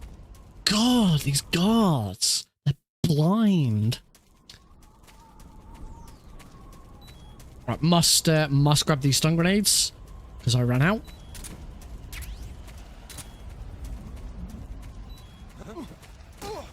Nice roll.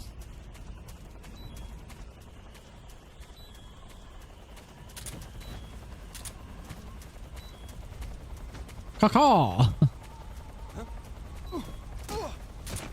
Got him.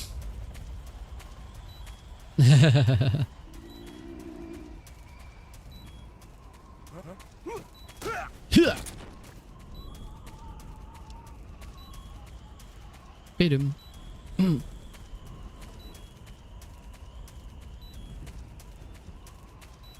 And we want to grab. Wow, that's a new one. Always find more interesting ways of screwing up that RPG grab.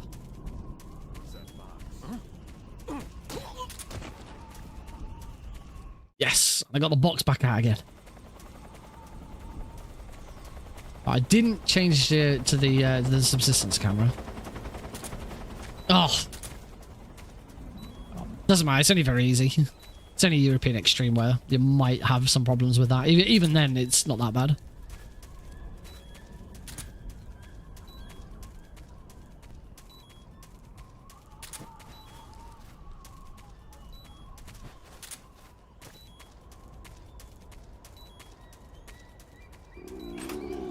There we go. Into the ruins. This would be a bit faster with loading trick.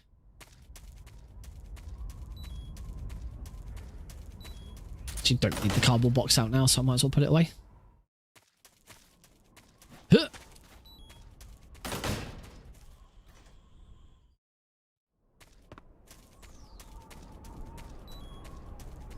Alright, as I was saying earlier about the splits, hopefully what should happen now is should split as we go into here. No, sorry. No, we don't split into here. This shouldn't split. Should split as I go into the Fury. But it won't split upon the Fury's death. It will split as we go up the ladder.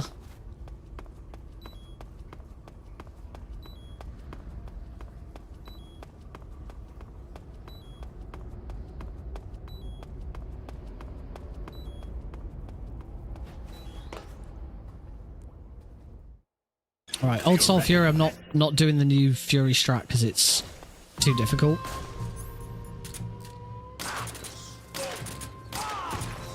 My suit's been ripped. Ah, super. Can't really do it much faster than that.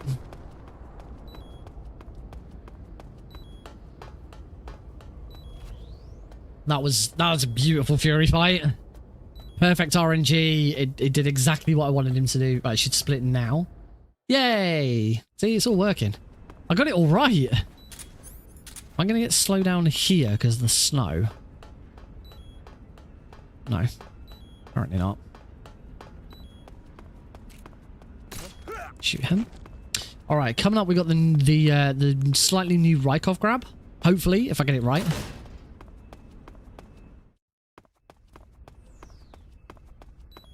And if it hadn't been for the Ocelot unit going wrong, I'd say this run was on for a PB as well. But sadly, I think the Ocelot unit will have stopped that. Go. Do that. That causes Rykov to start walking over to the control panel. We shoot that there. That causes him to run away. And then we bump and grab. Wonderful. Could have all been slightly faster, but for the most part, that was great.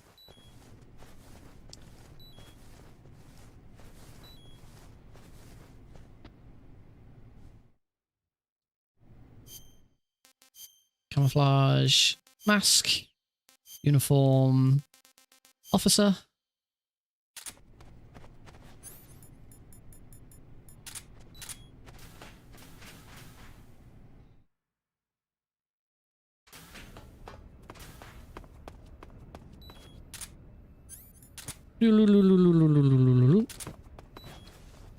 I think I've screwed. I think I finally got my first split error. Yes, I have. Should still be on the Rykov grab here. I think.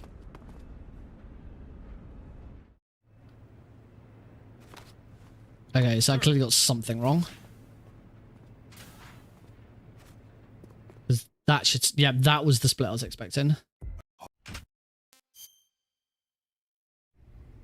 As always, I am muting the audio here because this is horrible.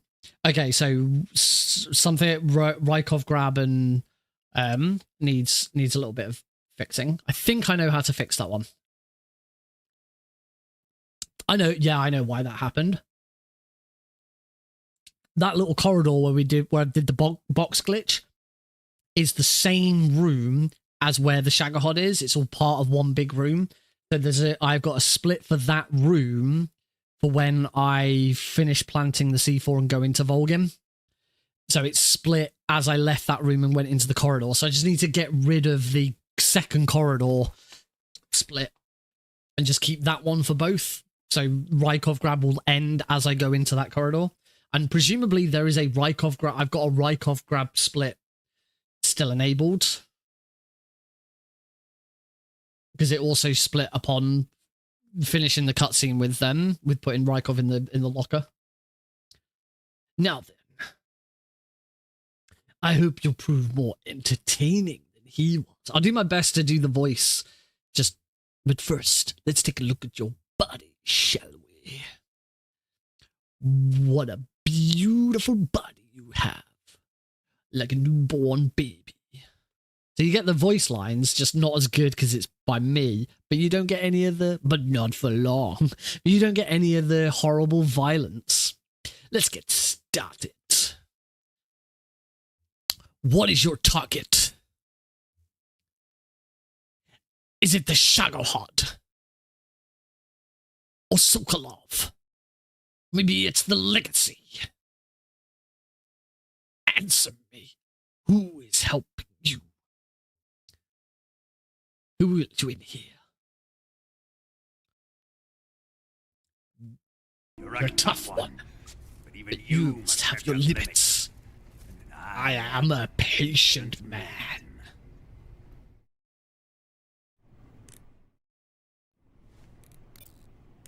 Oh, 144.75. That was bad. Yes, you get Snake gets punched very gets punched a lot. Get the feeling I've got another split error. I'm pretty sure the Sorrow shouldn't have... Yeah, Sorrow should not have started yet. So I've got another split error. Oh, I'm getting some slowdown again. Let's go back up. Okay, I'll have to figure out why that one is.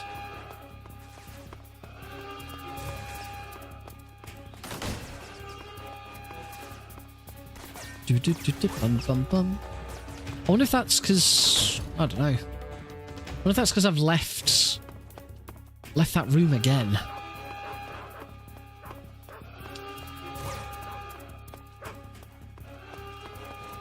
I think I'm going to get horrible slowdown during the bike chase.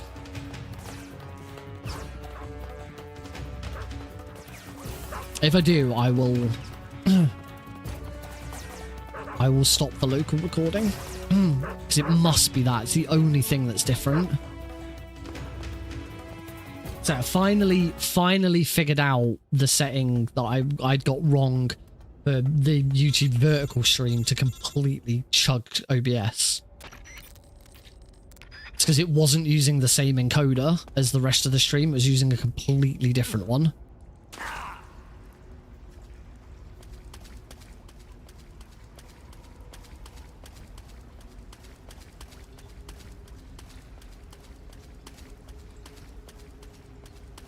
I believe I'm getting some slowdown here because of the water.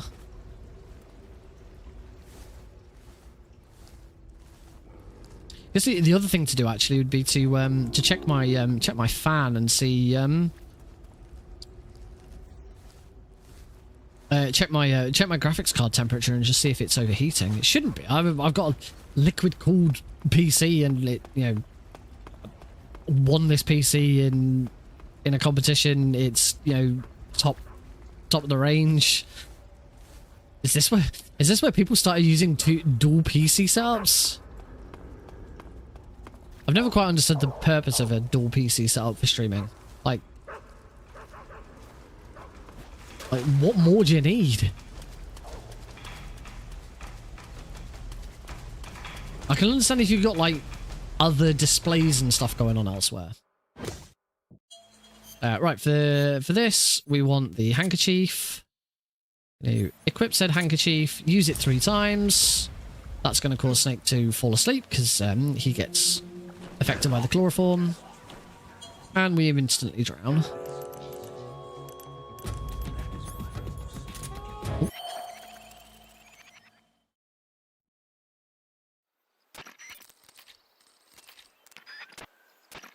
And now into Technology, where we do have the Ocelot unit to deal with. I say deal with, we just ignore him. So we didn't pull out the transmitter because we didn't go into the cure menu. Nice roll. That's probably the best roll off that log I've ever done.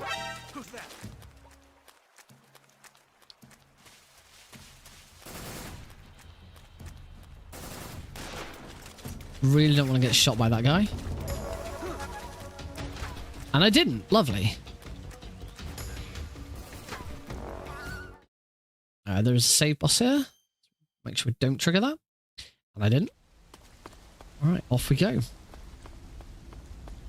On the return to Groznygrad. Underneath the bats. Over the rats, under the bats.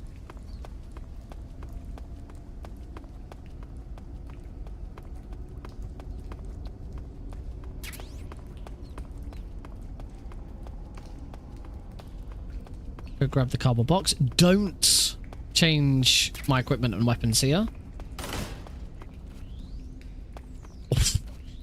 How does Snake go up against the corner of a ladder? Come on. Oh, wow.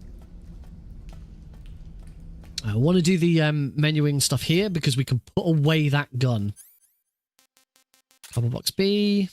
And then that way, that out, that way, that out, that out, that out, that out, done. It's really simple. There's only in very easy, it's 1 item and 5 weapons. That's all you need.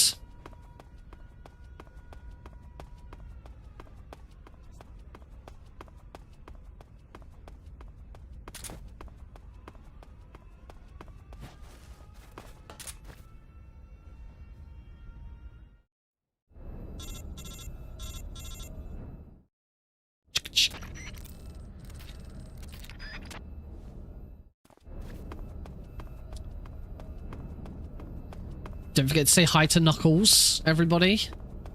Knuckles is in this room.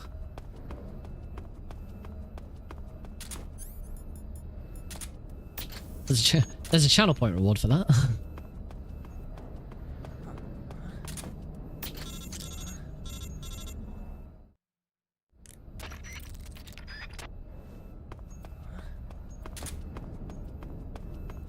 Over here. Knock, knock, it's Knuckles. Yeah. Hi, Knuckles.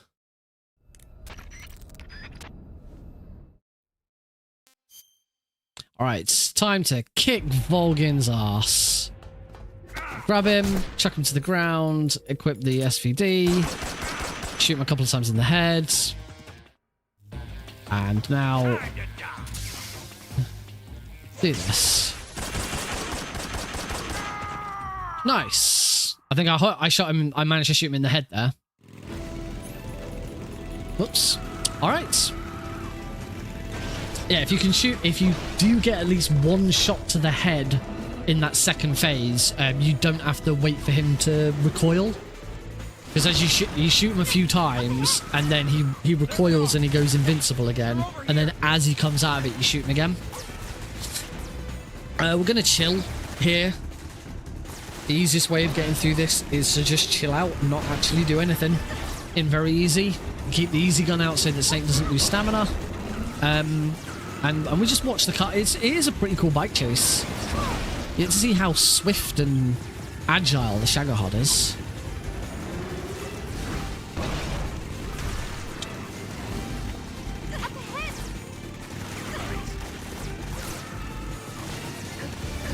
all I'm gonna do is I'm just gonna shoot. I'm gonna see if I can actually shoot any guards as we sort of go around them.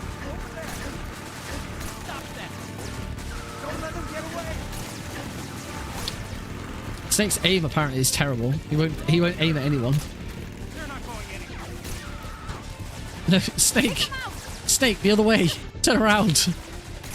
No, Snake! Behind you! Snake, what are you doing? Exactly, Eva, that's what I'm trying to tell him as well. Snake, turn around, look the other way.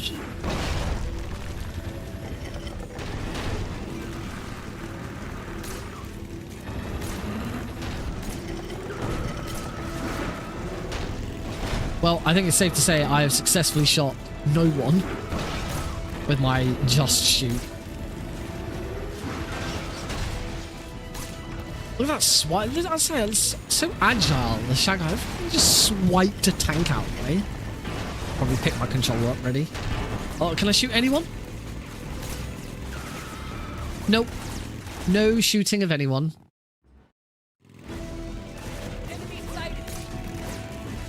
Not even then. Now I do actually need to get the RPG out. Because we do actually have some guards that we have to shoot. Like these guys. And these guys.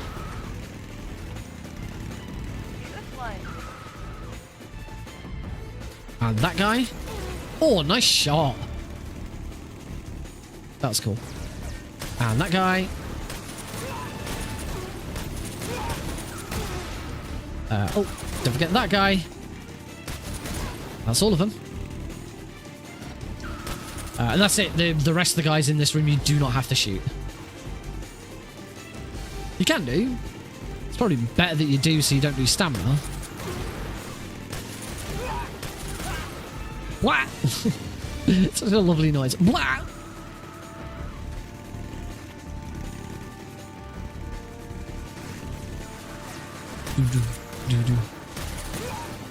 I do wonder what they're going to do with this in Delta. I think the answer is probably keep it the same because everything we've seen so far for Delta looks like they're just keeping it the same.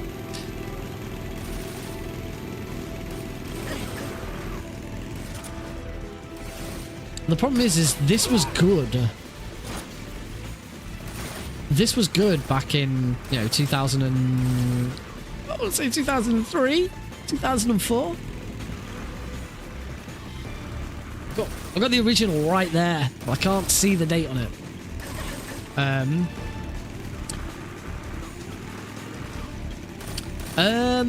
Presumably, because presumably it's going to use the same themes. No, it's the same. If the dialogue's all the same, then it's still going to have the same things.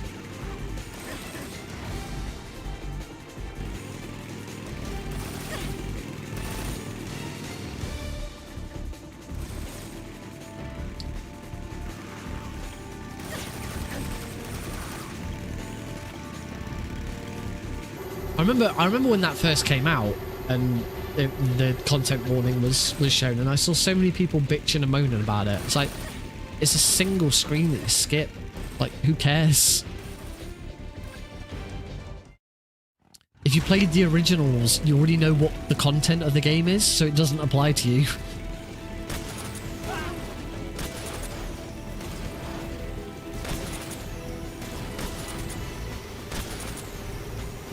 Yeah, it would be good if we could actually get a release date. Look at the release dates of Metal Gear stuff.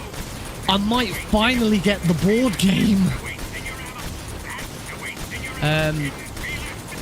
Heidi bought me the Metal Gear Solid board game for Christmas. But it's a pre-order. And at the time when she bought it, it was due out in April. Obviously, April has long gone. Next, we heard it was going to be July, and the latest is September. They said that mass production should be well underway by mid-September, and I've seen one other website selling it that has given a delivery estimate of before the 25th of September. So that is a week. So hopefully I will have the Metal Gear Solid 1 board game within a week. I will do an unboxing on stream when I get it. I intend you can play it one player, so I fully intend to play it on stream. I don't know how I'm going to do it yet and how I'm going to set that up, but somehow I want to play it on the stream. Keep your aim steady. There we go, that's the Shagahod. We should now go into the Shagahod split. Oh, we haven't. Oh no, yeah we have. I'm blind. Got it. It's still slightly moving, but I think I'm okay. Right, I'm going to concentrate now.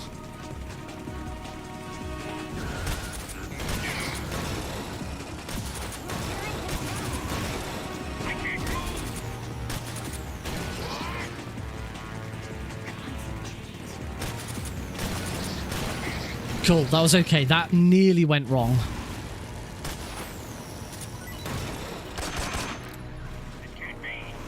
And then pop him in the head. Beautiful, beautiful too. Oh, that didn't split. Okay, so that split didn't work. I really should have tried to make a note of which splits didn't work. I'll have to just watch back the I don't know why that one didn't work. I'm pretty sure I still had. I bet I don't know.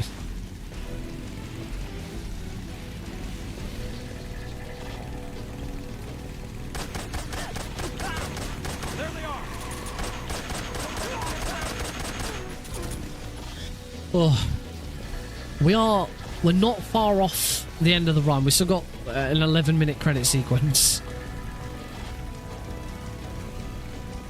So at the moment, I think we're probably looking at around 2 hours and 20. I'm pretty sure this will be... sorry, 2 hours. Sorry, 3 hours and 20. I'm pretty sure this is going to be under 3 hours 30 at this point.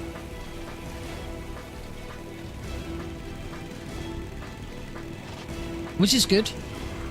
Could be better. Hopefully, it'll be better on Thursday.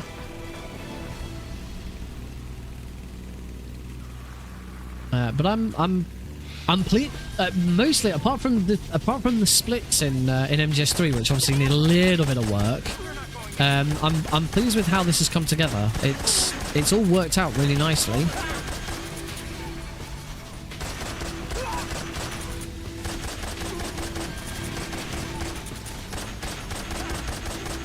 I'd say the only two things that have really gone wrong with the stream are the splits for MGS3 are a little all over the place. Yeah, I got the keratin.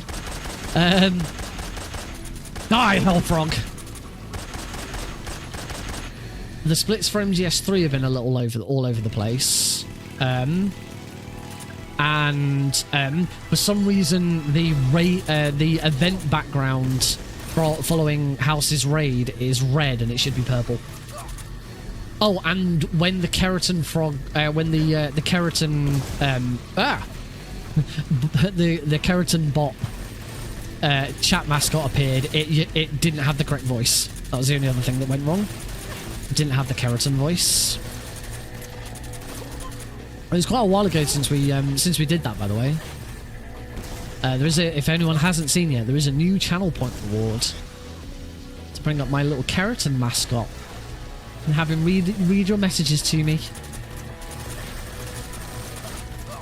I'm really pleased with how it came off. It was relatively straightforward to do. I did need a tutorial. I wouldn't have been able to do it without the tutorial. There's a special move transition filter, or move filter where you have items that appear and disappear through the threshold of an audio source. You stink. As we discovered during DVOS last week, it is faster to get hit by the log. It was something dumb like 1/10 of a second. It is faster.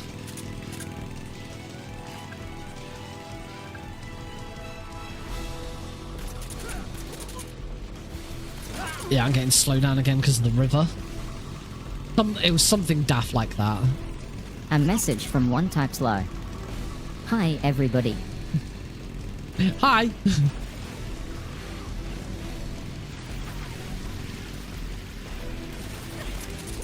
Oh yeah, this. Okay, let's stop this local recording and see if that improves. Yep, there we go. I've stopped the local recording and instantly the frame rate issues are gone. Yeah, that's what it was. My graphics card is just doing too much. It is. As I say, it's really, there's really not a lot to it. Again, that's one of the really nice things is so much of this stuff is really simple. If anyone remembers from last Thursday's stream, El Pazo was on and he shared a clip of someone doing a similar sort of bot. And he said it was really interesting the way that when it actually it wasn't a bot, it was more like the VTube model because it was reacting to the person's voice. I could do that with the character. Oh no, my frame rate issue hadn't quite gone there. Weird.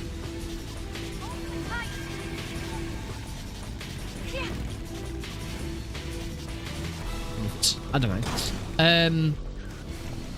But now that I've seen this trend, this filter and the way it reacts to sound, I know exactly how it's done. And I could do it with the frog, but I need a third. It's only the frog talking is only two different images. It is the frog with his mouth closed, and then I added the mouth open myself. It took a couple of attempts to get a mouth open that I liked. I tried one where his mouth was open like in a circle, and it just didn't look right.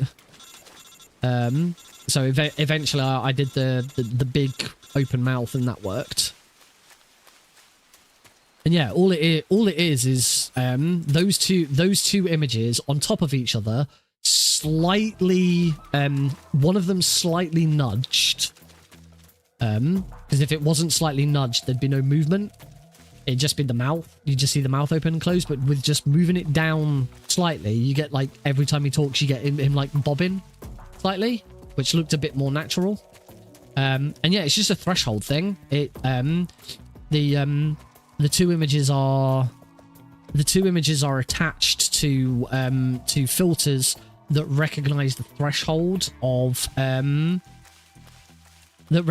recognize the audio volume of SpeakerBot. So whenever SpeakerBot is over a certain volume's the wrong term. Whenever the sound coming from SpeakerBot is over a certain level, then the mouth open is shown and the mouth closed disappears. And whenever it's under a certain number, the mouth open. So it's doing it. It's doing it right now. Well, no, it's not doing it right now because SpeakerBot is it. But every time I get a voice over reading something out, the keratin is doing something. The keratin is moving around. It's just you can't see it because it's below the stream. It's only that when I have the keratin option, it forces the keratin to appear on stream.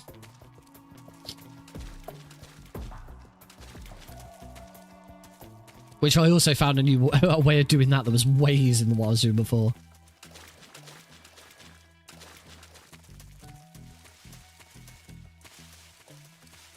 And yeah, that's all it is. It's just two images that swap between being on and off as SpeakerBot raises and lowers its audio output.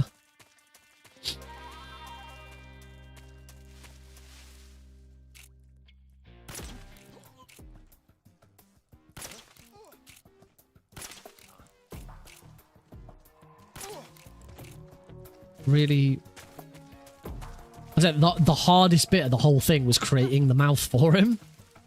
Because in the original artwork that I had commissioned, he has a closed mouth. So making an open mouth for him was quite tricky. the next step would be doing like the shouting, like in the El Paso video, but because it's text to speech, you don't really get shouting in text to speech, so I can't really do that.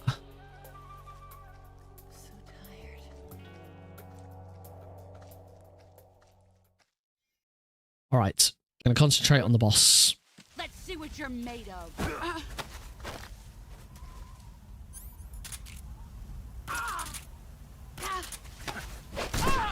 Excellent, Jack.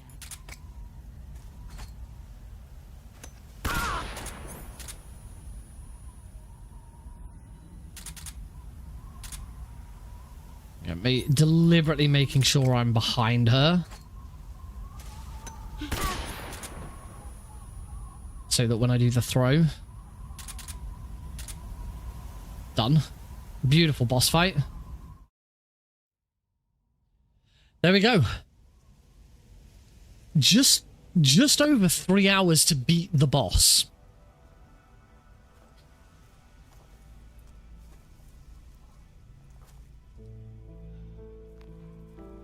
So I'm a bit concerned about some of the slowdown that I've had with MGS2 and 3. So I think my graphics card is just struggling to keep up with it's having to encode 3 different streams, play a bunch of different games, and it was recording. Patriot. Might be pushing it a bit too hard. This is why I need a second copy of the same graphics card. Is that still a thing? Do you still do SLI for coupling graphics cards up together? Also note, because my graphics card that I've got in there is nearly $1,000. I can't buy another one of them. I mean, I didn't buy this one in the first place.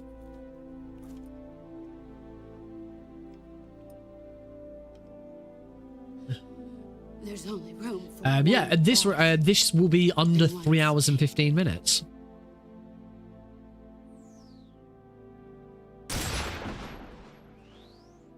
This right? And we just have the wick.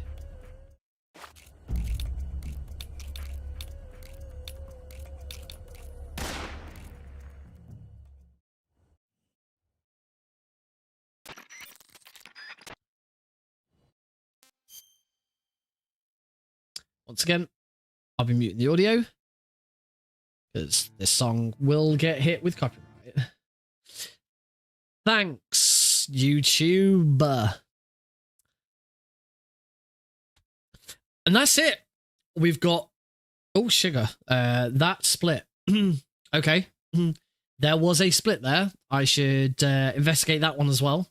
Luckily, it's fine. We can undo the split and the timer picks up where we left off. Not that it matters so much. I won't be publishing this run on YouTube. I mean, it'll be available to watch through the stream VOD anyway, because I'm streaming to YouTube. But this isn't going to be its own YouTube video. We're going to do this again on Thursday, and I'm pretty sure I'll beat it. There's a lot of areas that could be improved. Little bits around maybe not pushing my graphics card so hard. Yeah. Oh, but it's been good for the most part. Everything's worked. Say my splits on MGS3 clearly need some work, but I'm really pleased with how it's all come together. The changeover between games was really good, and this sets me up quite nicely for what's to come. Because hopefully adding Metal Gear and Metal Gear 2 shouldn't be a big strain on the computer, because it's, I'm already, it's already doing loads. Let me just have a quick look at Task Manager and just see what Task Manager says. So my CPU is up, has been up a bit. So actually it might just be OBS Studio using a bit too much CPU and memory. Again, the local recording probably didn't help with that.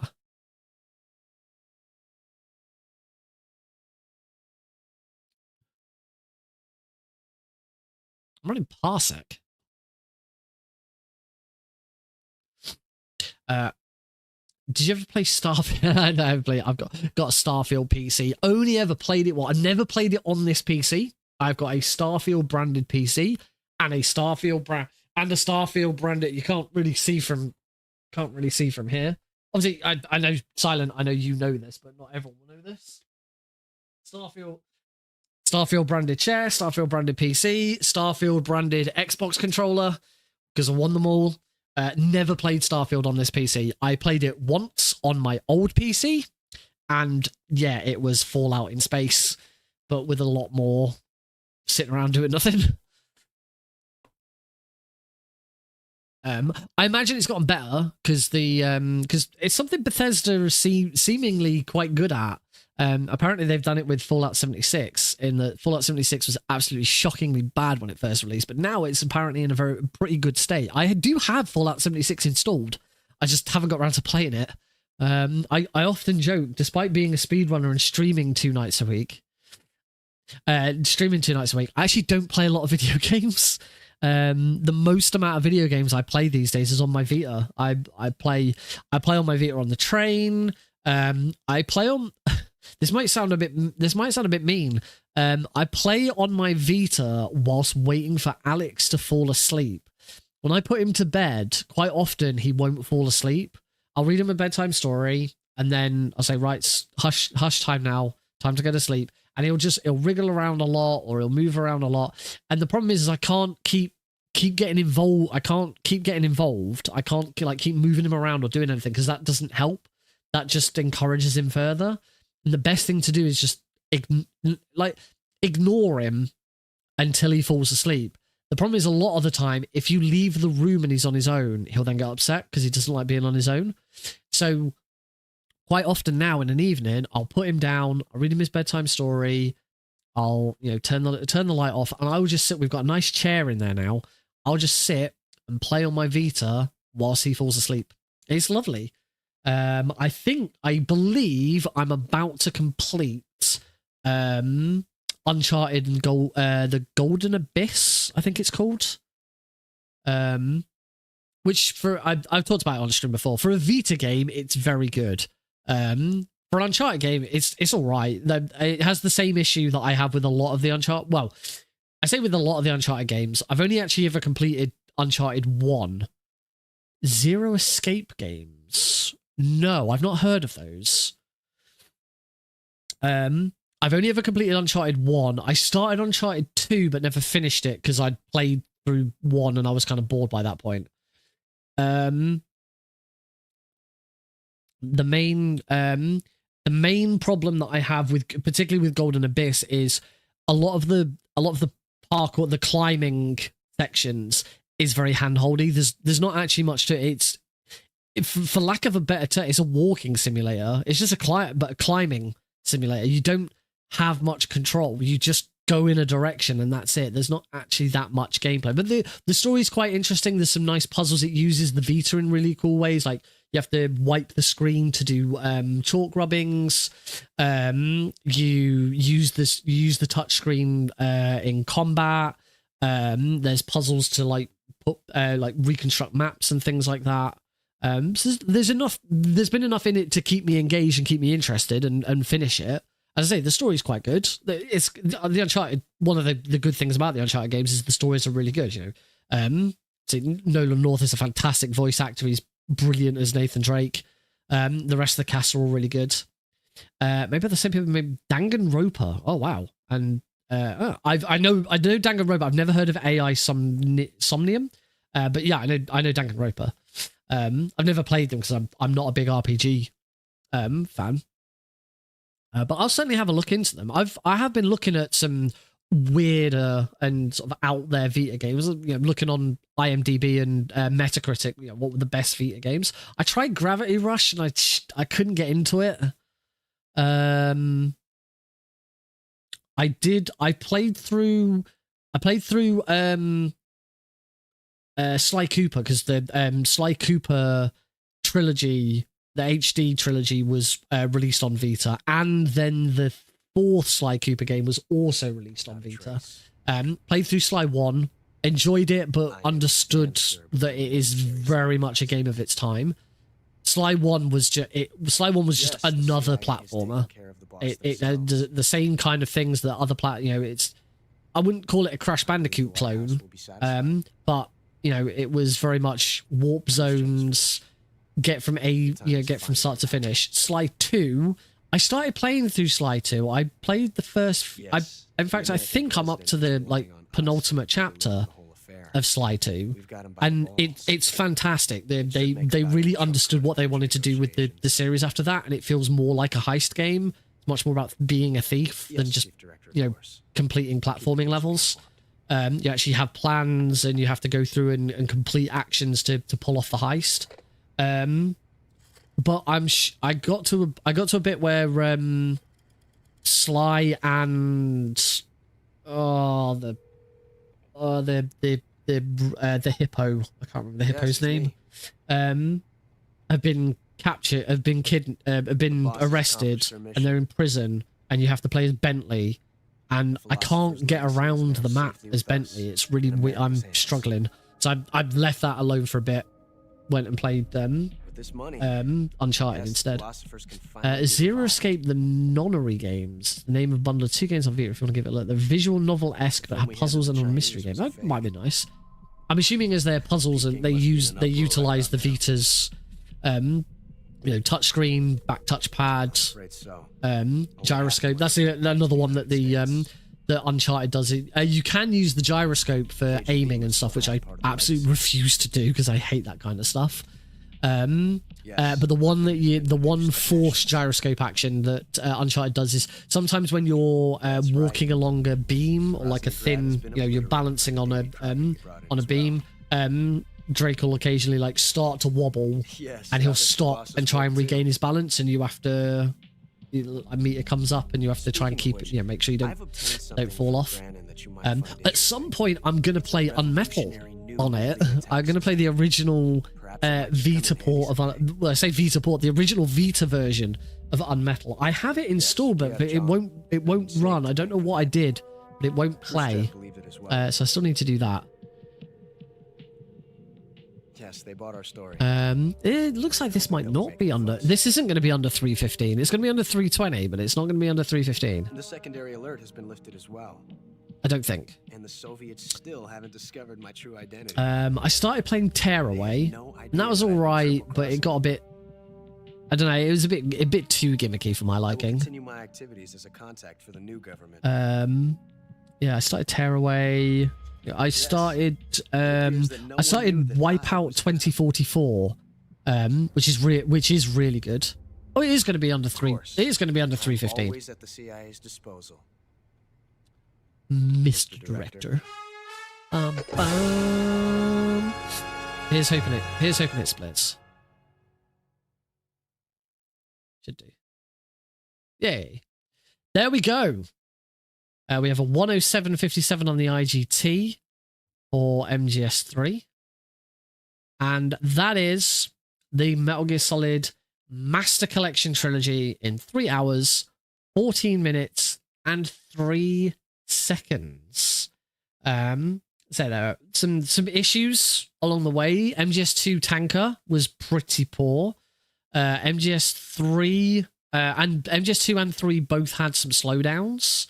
I think I know why. I'm gonna address that for the next stream. My YouTube vertical stream has continued throughout the whole thing. We've not had any problems with it. We've not had any massive slowdown this time round. So OBS seems to have I seem to have fixed that issue, but then caused this new issue. So I think I need to not locally record as well as all of these and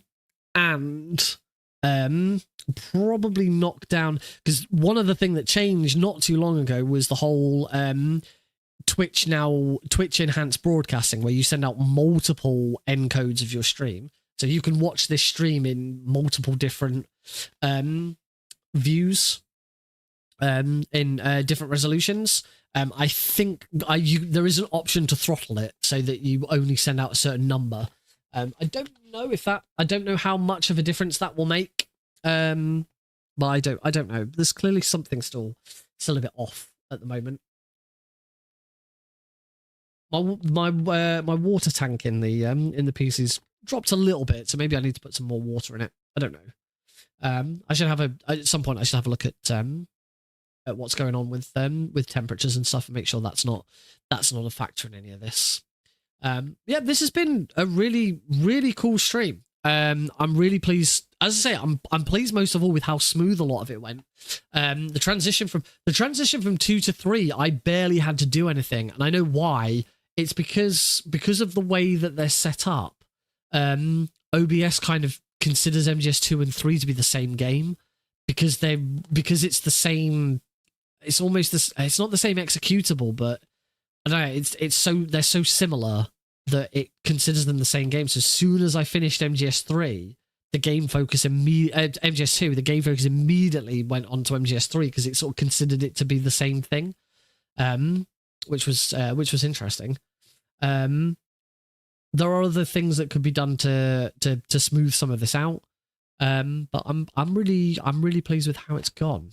We're not going to finish just yet because by not finishing just yet, if I go over to our nice handy dandy speed cam stream, that does open up some of the more egregious channel point rewards that I have disabled during speedruns, particularly the best one.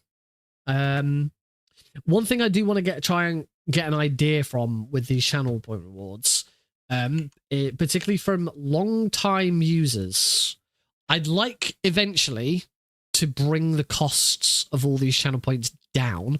I recognize that for a lot of newer people, or a lot of people who don't jump in, who haven't been around for a long time or don't watch like super religiously, a lot of these channel points they're really cool. They are out of reach of a lot of people, but I wanted to make them all rather expensive because I know I have a lot of regulars who've been around for years who have accumulated a vast amount of channel points. And what I didn't want was to make them so cheap that those people could just spam. Now, I don't think those people with huge amounts spam them anyway, because you still have the opportunity to spam them now and you don't. I don't think it's much of a problem, but I would like to get an idea from folks as to how they think the pricing of these channel rewards is. Some of them are special. I don't want them just being used willy-nilly. I want people to... It is a reward. But I do want them to be used. I don't want people coming in and going, oh, I can't use any of these because they're all like 5,000 points and I have, I'm getting 250 an hour. So it would be good to get some feedback on that. And when, if people have had these for a very long time and then going, yeah, I've kind of run out now. It's the one thing that I wish Twitch had. It's not the one thing. There's a lot of things I wish Twitch had. But one thing that I do wish Twitch had with channel points was a reset. Because I've neglected channel points for so long because I've not really been in a position to do anything with them until now. That I've got older viewers who have got hundreds of thousands of channel points, and trying to create stuff that works for them as well as new people is very difficult. And I wish there was a reset option. I would say, the way I would approach it, because obviously a reset is a bit harsh. If you're someone who's got a lot of channel points, you've accumulated all those channel points over time, you suddenly being told, oh yeah, we're resetting them. It's a bit harsh. I think it would be something that you could only do like maybe once a year, if that. I think actually once a year would probably be okay because you wouldn't have people accumulating just as many as some of my viewers have. If it was a reset every year, you have the option to that's not to say you should reset every year. You would have the option, and once you've done a reset, you wouldn't be able to reset again for at least a year, maybe longer. But you can't just reset on the fly like that. When you hit the reset button, all of your viewers are told that you will get that they have 30 days to spend their channel points, and then they will disappear. I mean, it's very difficult to plan around channel point reward costs when you've got some people who've got hundreds of thousands of them, and you've got some people who have none. So it's a weird economy. An economy based on an economy built on time is a very weird economy to have to deal with. But yeah, as I say, any feedback that you can give on these stuff would be great. It'd be good to know what people think. Even if the people who have got loads and loads and loads are going, yeah, I don't really want to spend them all because all this stuff's really expensive. I'll only be able to use it like 3 or 4 times. The only one that's an absolute stickler that is definitely going to stay is over 9,000 is going to remain at 9,001 because it has to. Because there's no other way. Yeah, maybe, I'd like to bring, I'd certainly like to bring codec cooldown because it's the coolest one. It's the best channel point reward that I've got. And it doesn't get so far since it's been up, it hasn't been used very often because it's so expensive. So yeah, I would like to bring everything down. I should probably start having a look at some other streamers, and see what channel point rewards they have and how much they price theirs at to sort of get a good idea of what is expected and what isn't. As I say, I've really pushed it for regulars at the moment, and now I want to look at how I address that. So yeah. That's going to be it for tonight. We are 1 minute past midnight. That was really good timing. This is the exact kind of time I'd want to end the stream. This has all been really good. I'll be back on Thursday, as normal, with this run again. We're going to do this run again. Try and beat the time. Hopefully I'll have fixed the auto splitter for MGS3 by then. Hopefully we won't have the horrible slowdown. I might. No, I was about to say I might try and do a practice run in between the next stream to see if I can see the slowdown not happening. I might have chance not to do a full run, but to load it and have a crack. I'm away for the next couple of days. Tomorrow morning I go into the office for work, and I won't return home until sort of about 3 o'clock on Thursday. I've got an award show tomorrow night in London, which I am the organizer for my company's attendance. I am the organizer of. I'm not the organizer of the awards. I'm just the organizer of my company's attendance. So I get to go. I'll be in my nice fancy suit, which is in my suitcase, all ready to go. You did miss the whole thing. We have now finished. 3 hours, 14 minutes, and 3 seconds to do all 3 games in the series. So yeah, at this award show tomorrow, staying, I'm in a hotel overnight, a very fancy hotel in London. Luckily I'm not paying for it. All on the company. We wouldn't usually go in something like this, but it's a more special occasion, so we have a fancier hotel. So yeah, looking forward to that. Then I'll be coming home on Thursday, I'll be home early on Thursday. I'm not going into the office on Thursday. I was in the office today. I'm in the office tomorrow. And I won't be in the office on Thursday. I'll just be coming home. And then yeah, we will do this run again on Thursday. So if you do want to see this run from the start, you want to see Metal Gear Solid 1, 3 p.m. ET, 8 p.m. BST, anywhere else in the world, you're gonna have to work it out. I can't give every single, unless anyone has a specific time zone that they would like, and I will check it for them. Oh, there's one. I wonder if there's a bot for I wonder if there's a Twitch bot for converting time zones. I know Nutty has a translate bot for Twitch chat. I wonder if there's a time zone one that will give you the time. You could put in a time and it will tell. I don't know how it'd work.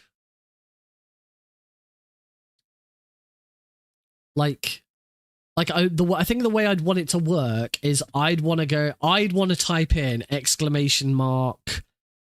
time and say 2000, because that is when my streams start. Oh no, doing that as try to open up a. I'd say that I do that. I said 2020. I meant just 2000. And it recognizes that I'm in BST, and it sends a message out to everyone with the same time in their time zone. How that'd be no, because it'd have to whisper it. You'd have to whisper it to everyone, and that's awkward. Yeah, I don't know how you do this. Unless you'd have to do something like I suppose I could set it so that it's always in my time zone. I suppose actually, yeah, if you can have it detect your own time zone, you could do time 2000 to I don't know, yeah, to MT Mountain Time. There you go. That's what I'd want. So I could type time 2000 to MT, and the Twitch bot would respond with 2000 BST. Mountain Time is I have 1 PM. I think Mountain Time is 7 hours behind BST. Something like that. I think that's how I'd want it to work. I don't know yet. Anyway, I should probably get some sleep. I've got a long day ahead of me tomorrow. Of partying and more partying if we win. We are up for an award. We won the award last year. If we win it 2 years in a row, it's going to be incredible. And if we do win it 2 years in a row, I have a big hand in making it come together, so I get a lot of praise. So here's hoping. If we don't win it, it's not a problem because we won it last year. Anyway, that's it. We are done for the day. I'll see you at 8 PM BST on BST on Thursday for this again. Hopefully it goes a little bit better. And yeah. Oh, the only last thing I will say is I'll ping the Discord link. If you do want to keep up to date with what's going on the stream outside of the stream, then check out the Discord channel. If you have any suggestions, recommendations, or feedback on new stuff with the channel, that is the best place to give it. There is a suggestions channel, but also on the Discord, any clips that are made automatically get posted. Any screenshots or webcam photos, they're also all posted to the Discord channel as well. It's one of the nice things about having your own Discord channel and StreamerBot. You can do that kind of stuff. It's really cool. And I'm hoping I can do more with it in the future. Yeah. Have a good one, everyone. And I will see you on the next one. Night.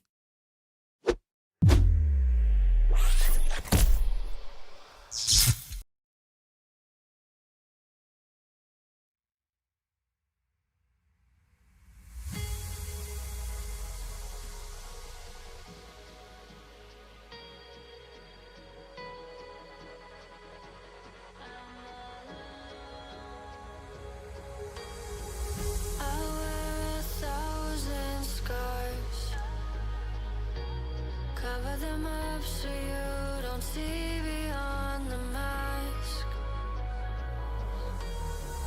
My